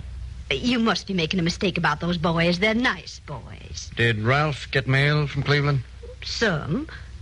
Now, see here, you don't think I go around reading my roomers' mail. I'm sure you don't. Well, it was from Cleveland. High society gal. She writes on good stationery, so you're after the wrong man. Anybody who has a high society gal don't go mixing up with the police. You don't want the Oliver boys for nothing. They're very high type. Yes, I know. Very high type. Please, show me the room they occupied. Well, I'll show it to you, but you won't find nothing there. I clean it every day. Every day. Right this way.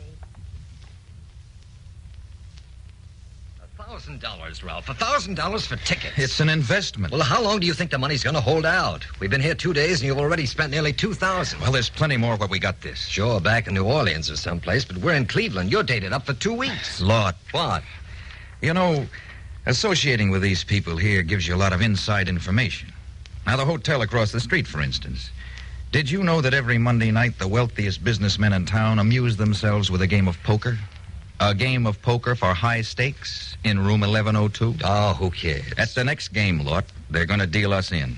And we'll wind up the only winners. Ralph, we decided not to work in Cleveland. This is for fun. I've got it all figured out. Well, this is going against everything we decided. We wear masks and disguise our voices. About midnight, we knock on the door and say it's the bellboy. When they open up... Okay, knock. All right. Yes? What is it? Get set. Bellboy. All right. Coming.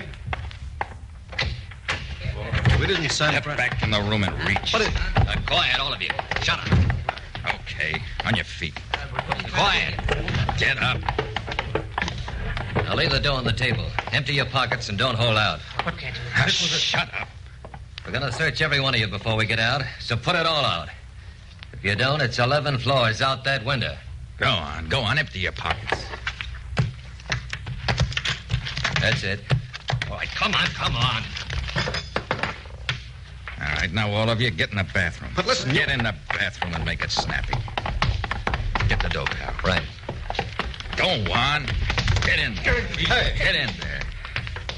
Shut up. You. Hey? Yeah. Shut the door and start counting. When you get to 1,000, you can come out. And count slow. Well, Go on, count.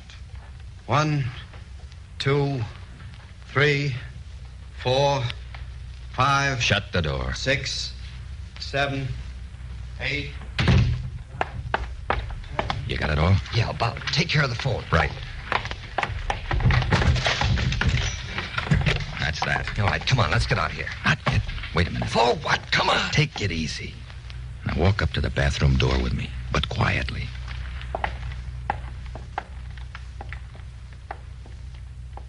Listen. Hold it. Quiet. Open the door. Sure. Come on, open the door. Okay, I'll open the door myself. Hey, hot. Start all over again. To 1,000. And if you open that door before you reach 1,000, I'll shoot you right through the head. If you think I'm going to leave or if you think I'm kidding, just try it. 1, 2, 3, 4, 5, 6, 7, 8,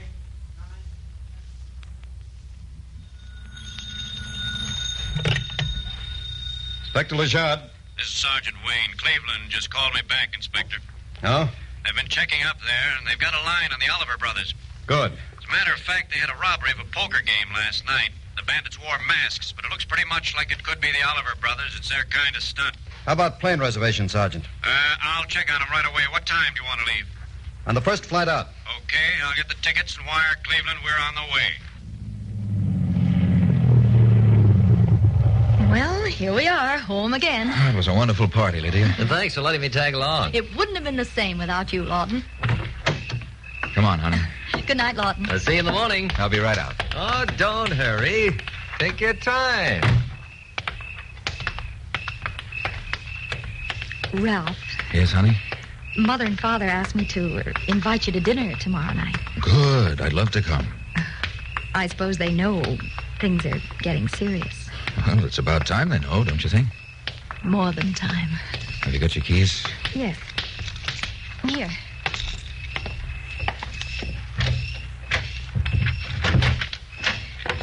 Good night, darling. I'll see you tomorrow. Inside a minute, honey. Oh, sure.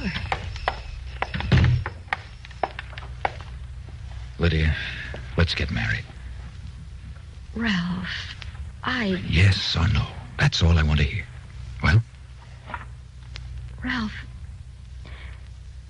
Yes. Oh, honey. Oh, Ralph. Baby, we Don't say any more. Let me remember every word. Good night, honey. Good night, darling.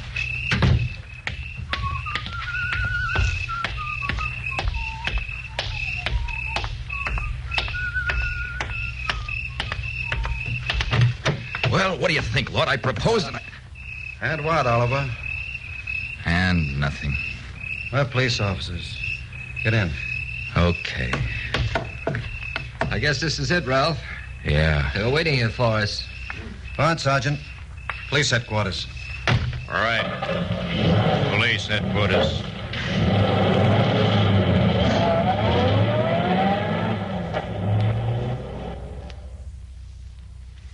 That, Don, was the end of the activities of the Oliver brothers, who thought they could lead a double life. The only life they found, however, was behind penitentiary bars. And in addition, they're now awaiting trial on 6 more robbery indictments. Well, thank you, Sheriff Grosh, for this extraordinary case history. And gangbusters, congratulations to the officers who participated in the investigation and apprehension of these criminals.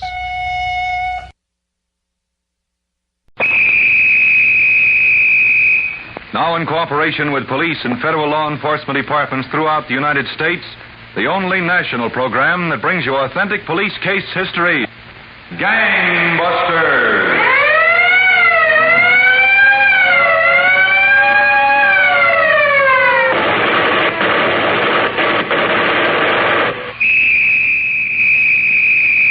We'll begin tonight's exciting story in just a moment. And now, another episode of As the Spoon Turns, or Kava Clutches.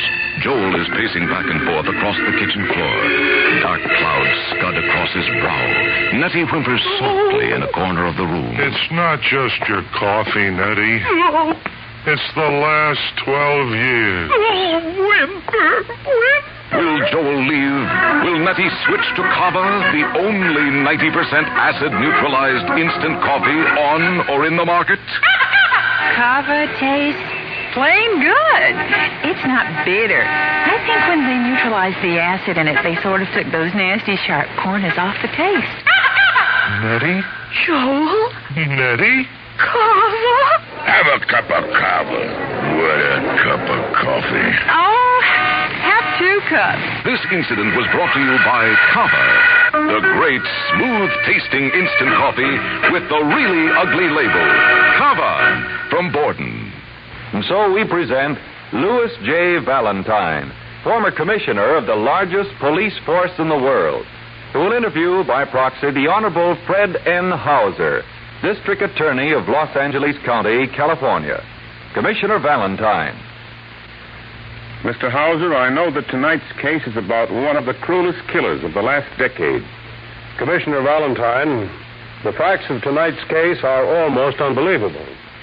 During January of last year, such police flashes as the following were cracking out over the California airwaves. Attention, Al Simeone, most dangerous gunman at large today. Epidemic of vicious holdups along California coast. Simeone cutting unpredicted penitentiary. Simeone, burglary, December 4th, 1930. Rearrested, sent to San Quentin, 1933. Assault with deadly weapon. Attempt to commit murder, 1933. Killer, age 32, 6 feet, 150 pounds, slender build, dark complexion, piercing eyes. This man is fanatically cunning. Approach with caution.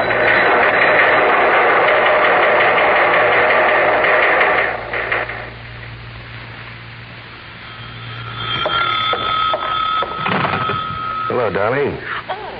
Oh, Al. Listen, baby, I'm treating you to a late dinner tonight. Well, then I can see you tonight. Yeah. The Flamingo Club for dinner and dancing. Oh. Get a table about 11 tonight. Now, look, if I'm a little late, order a big dinner for us, huh? Steaks, ice cream. Working late again, darling? Yeah. Al, I'm crazy for you. You know me for 1 week, and you're crazy for me. You know I am. Okay, Louise, have a big dinner ordered. I like a big dinner after I finish my work.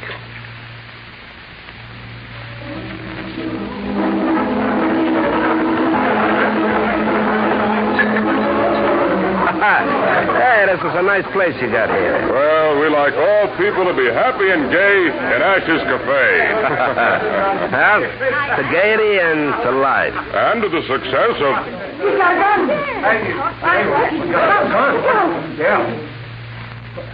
Stranger, put away that gun. All of you stay right where you are. This is a hold-up. You're the owner. Open a cash register. You're joking. Open the cash register. But you've been sitting at the bar drinking for an hour. You're a friend. You're joking. I'm late for an appointment. Open that cash register.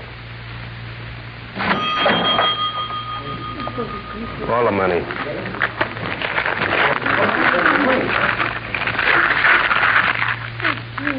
This is all of it. Turn your back and close the register. Why should I close it? Turn your back and close the register. If anyone moves, I'll kill them, too.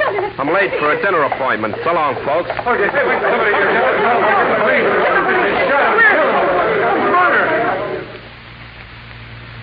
Emergency, killing at Ash's Bar, wanton murder of proprietor, killer, slight of build, black hair, dressed as fashion plate, has nervous habit of clearing throat.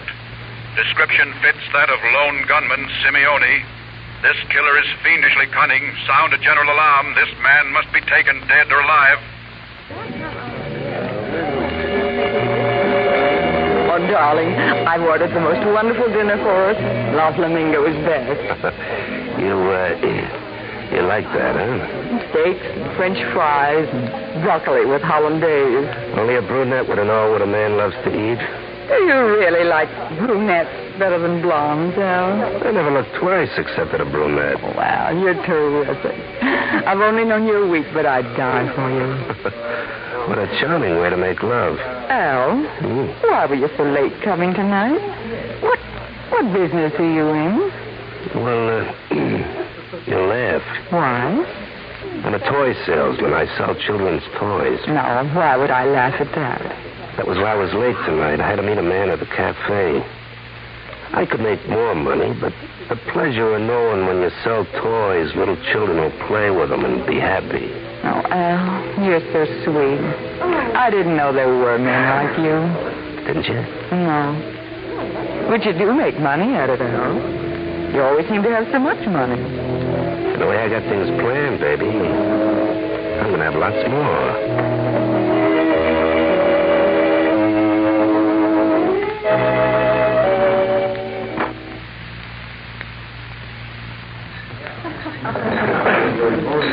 This is a holdup. Quiet. You've all been hearing of police flashes recently. You know I shoot quick if anyone moves. Well, it's strange, a woman tending bar. I am Mrs. Ortega. My husband owns this tavern. I only do it sometimes to help him. Your husband here tonight? Yes, in the back room. Louis Ortega was a veteran of World War I. We have a son who's fighting in the Pacific now. That's nice. Somebody turn the radio on. I like to have music. Thanks. That's the idea. Now, Mrs. Ortega, open a cash register. I will not do it. My husband and I work hard for our money. The music sounds pretty. Now let's have the music of the cash register opening. No. Oh, shoot. You will shoot the mother of a boy who's fighting for your country. He will hear you not dare talk to me like this. But he isn't here. Don't you talk to my wife. No. I stand in front of her. Oh, dramatic, son. Oh, you're the one I wanted anyhow. Forget the cash register. Open the safe. I will open it. You can have everything there is. Suits me. Open it.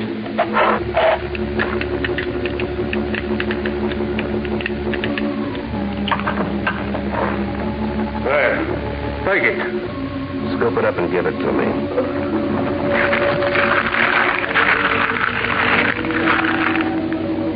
Put it in this bag.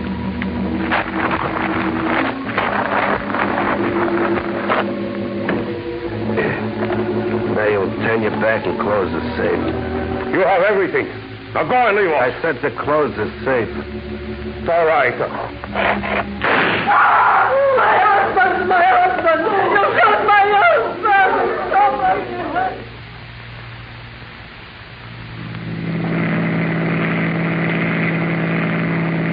All patrol cars, murder, Ortega Cafe, 5124 Madison Road. Gunman, slight, black hair, immaculately dressed, shot and killed proprietor Louis Ortega. Investigate at once. Description fits killer Simeone. Squad 4, proceed to section and block off.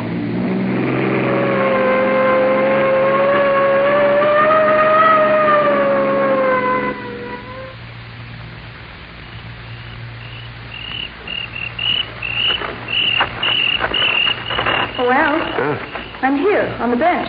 Oh, it's so dark I didn't see you, Alan. Gee, I've been so scared waiting for you. Yeah. Come on, sit down. What's the matter, honey? No cute little blonde. Ever ought to be scared. Well, the park's so dark and you're late. And all of a sudden I heard the sirens of police cars. Oh. Yeah, some unscrupulous person probably pulled a holdup. Oh, I was foolish. Now you're here, I'm not afraid. I love blondes. No brunettes. I hate brunettes. I'm afraid you swept me off my feet, Al.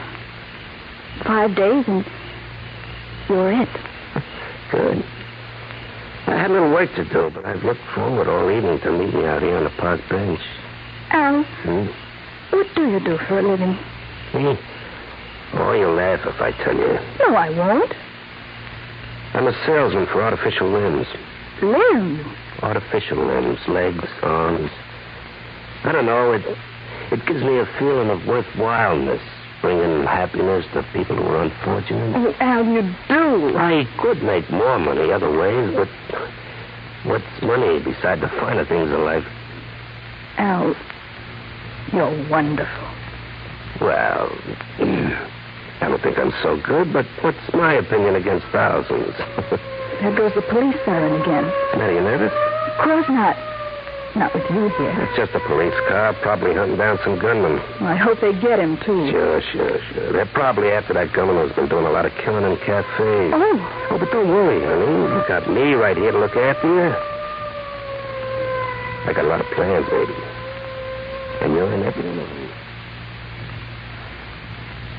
Mr. Hauser, I certainly agree with you that Al Simeone was one of the cruelest killers of the past decade. I know you have many more interesting facts to tell us. We'll return to tonight's exciting story on gangbusters following Sue, this it's almost brief pause. too good to be true. You remember how every time Jack and I tried to quit smoking, we got so uptight we'd always have a big fight? Well, this time it's different. We heard about Smoking Control Centers of America. We figured, what can we lose but a nasty habit? Their program works. It really takes the agony out of quitting cigarettes.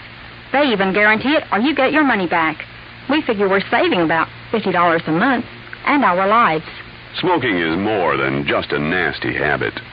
Smoking causes cancer, emphysema, heart disease, and about 300,000 needless deaths each year. If you really want to quit smoking but just can't kick it alone, call Smoking Control Centers of America. We can help you quit for life. We guarantee you'll be a non-smoker in just 5 days, or we'll refund your money. In Dallas, call 522-9320. That's 522-9320. Now back to Gangbusters and Commissioner Valentine. With Killer Al Simone loose, Mr. Hauser, I know the district attorney's office as well as the police were faced with quite a problem. We certainly were, Commissioner, because Simone combined the worst features of a master criminal. He was vicious, tricky, unpredictable. One particular instance should be noted.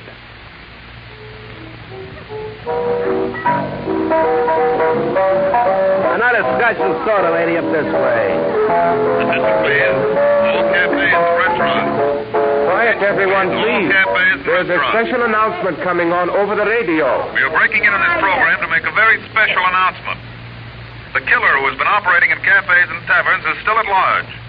We ask all cafe owners and tavern owners to keep as little cash in their safes as possible. Special plainclothes detectives are covering many California cafes. This killer who has been causing a reign of terror is vicious. Now we will continue with our program. Turn off the radio. It is too depressing. There's some music, please. You know, if that killer came in here, I'd give him a clip on the jaw and knock him flat. Oh, don't talk that way. No, I would. He's probably yellow through and through. It is the man who talks too loud who is the most frightening. Yeah, well, I still say I'd hit him with my fist and knock him out. Yeah. Do not talk so loud, please. The people are laughing at you and they...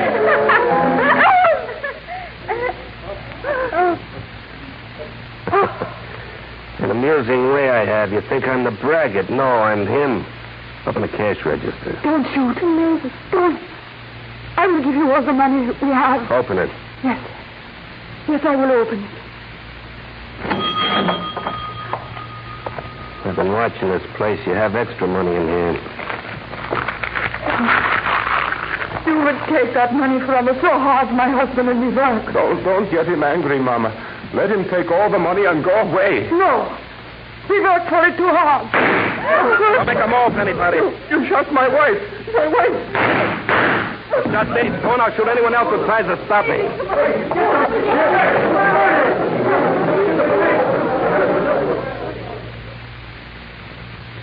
Emergency, double shooting, Southgate Cafe. Mrs. Gertrude Nelson in serious condition. Mr. Frank Nelson, her husband, has died. Killer, slight of build, black hair, immaculately dressed, fiendishly cunning. This killer must be caught, dead or alive. Special officers are being assigned to all cafe districts. Beauty. You look strange, Fingers. The last time I saw you, there were bars in front of you. The same to you. See, you're hot, Simeone. The cops are sending out flashes about you every night. But I'm like the ghost who disappears. I can use your Fingers. How'd you get in my room here? How'd you know where I was? I have ways. Mind if I put this bag of eggs down here on the bed? Eggs? Yeah. I was on my way home. I get hungry sometimes after jobs, so I buy a few eggs and carry them around in this little paper bag. You go nuts? Don't move quick in the bed and break them, Fingers. Maybe if I put them under the covers with you, you might hatch them, huh? Am I awake or are you a nightmare? Fingers, I've thought up a new racket, and I can use you. Yeah? Yeah, I pulled my last holdup of taverns and cafes. I'm going to give the cops a different kind of headache.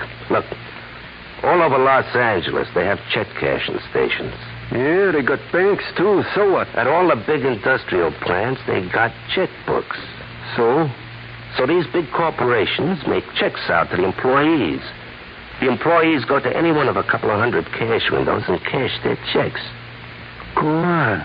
You're getting interesting. There are so many of these places, the cops couldn't possibly cover them all. Yeah? Now, if I had a light-fingered man who could visit a lot of corporations and pick up a lot of loose checks, I could forge the checks, go to one of these cashing booths, and, shall we say, cash in? Brother, this ain't no nightmare. It's a dream. So says what? So says you're good. So says you does it fingers, huh? What do I get? 10%. It's a deal.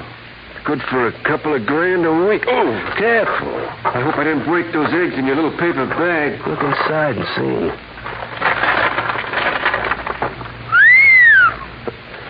What do you think of my bag of eggs? My gun, 38. What a beaut. What a gag. Yeah. I walk around like a little stuffed shirt with my little paper bag held in front of me. If the cops should start trailing me, I drop the little paper bag. It isn't mine. I don't know what's inside, and they can't hold me for carrying concealed weapons. And when you go to a window to cash a check? I'll place my little paper bag on the window, and if there's any trouble, there's the little gun right at my hand. You're crazy, Simeone. Crazy.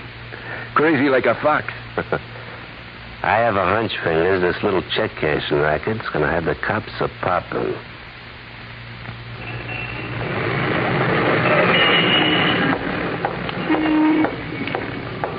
Pardon me. Pretend you know me. I'll scream. I'll shout for an officer. I'm an officer. Here's my badge. Oh. This is very confidential. I know who you are. A cashier at the Acme Check Cashing Service. What? Yeah. We're contacting you this way so as not to place you in any danger. Shake hands with me. Yeah. That's a picture I'm putting in your hand. A picture of a criminal we're after. If he stops at your cash window, tell him you can't cash his check. But to go to the check cashing window in the terminal building.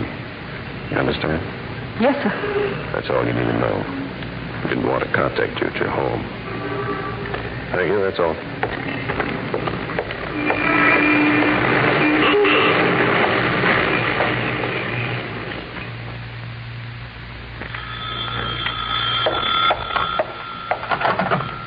Hello? This is the Los Angeles Police. Mr. Henry? Why, yes? We're mailing you a picture. Please keep it in the strictest confidence. What do you mean? A picture of a criminal. If this man comes to your check cashing window, tell him you can't cash his check. You'll have to go to the check cashing window in the terminal building. I'll do anything you say, sir. The picture will arrive by mail in the morning. Please keep this in the strictest confidence. Yes, I shall be glad to, sir.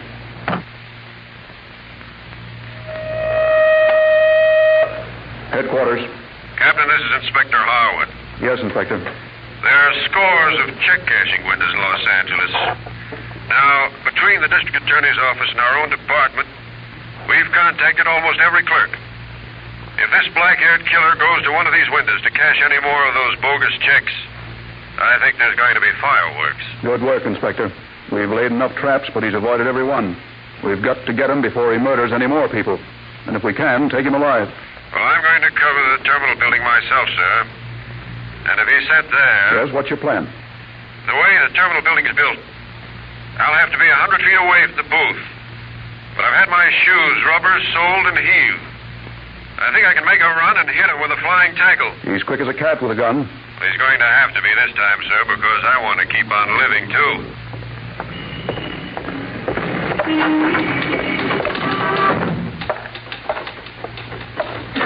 Well, hello. Good morning. I want to cash a check, and don't knock this paper bag of eggs off your window ledge. I didn't know eggs were so scarce. You men had to carry them around with you. Fresh ones are. I have a wage check I want to cash. Well, let me see it. Yeah. So don't you get lonesome sitting in that booth all by yourself? Sometime. Well, all right, here, then. Here. You, work for the oil company? Oh, yes. $250, huh? I'm a scientist. You are? A scientist who loves redheads. Flatterer. Oh, I'm sorry, sir, but I'm afraid you'll have to go down to the terminal building to cash this. Why? Well, we're a little low on funds. I'm sorry, sir. The terminal building. There's a cashier's booth there, like this one. Oh, you can't miss it. It's right in the middle of the building. All right. Oh, don't forget your bag of eggs. I got a weakness for redheads. Have you? Look, after I get my check cashed, suppose I come back and see you. Well, maybe. We could have a lot of fun. All right, I tell you, you cash your check down there, and if you aren't doing anything afterward, come back and see me. It's a date, Red. You'll be seeing me. Maybe. Operator, give me the terminal building, quick.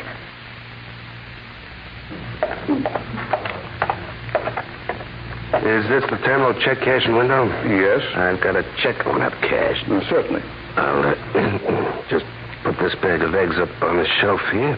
Well, don't drop them now. I don't want any scrambled eggs at this window. Now, this is a paycheck of $250. Oh, yes. Yeah, right here. This is your signature? It is. That's nice. You worked there long? Oh, about 5 years. I'm in the research department. You must like that work. Yeah, it's fascinating. Can you cash the check? Oh, yes.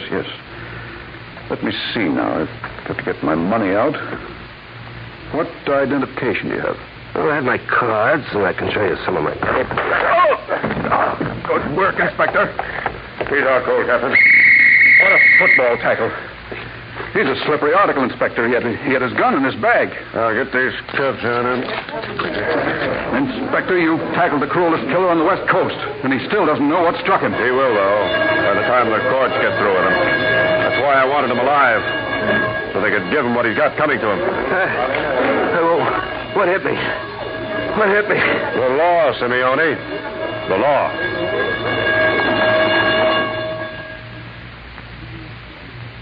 Well, Commissioner Valentine, Simeone was convicted of murder. And just 3 weeks ago today, he was taken into the death room of San Quentin Penitentiary at 10 in the morning. 8.5 minutes later, Simeone was pronounced dead.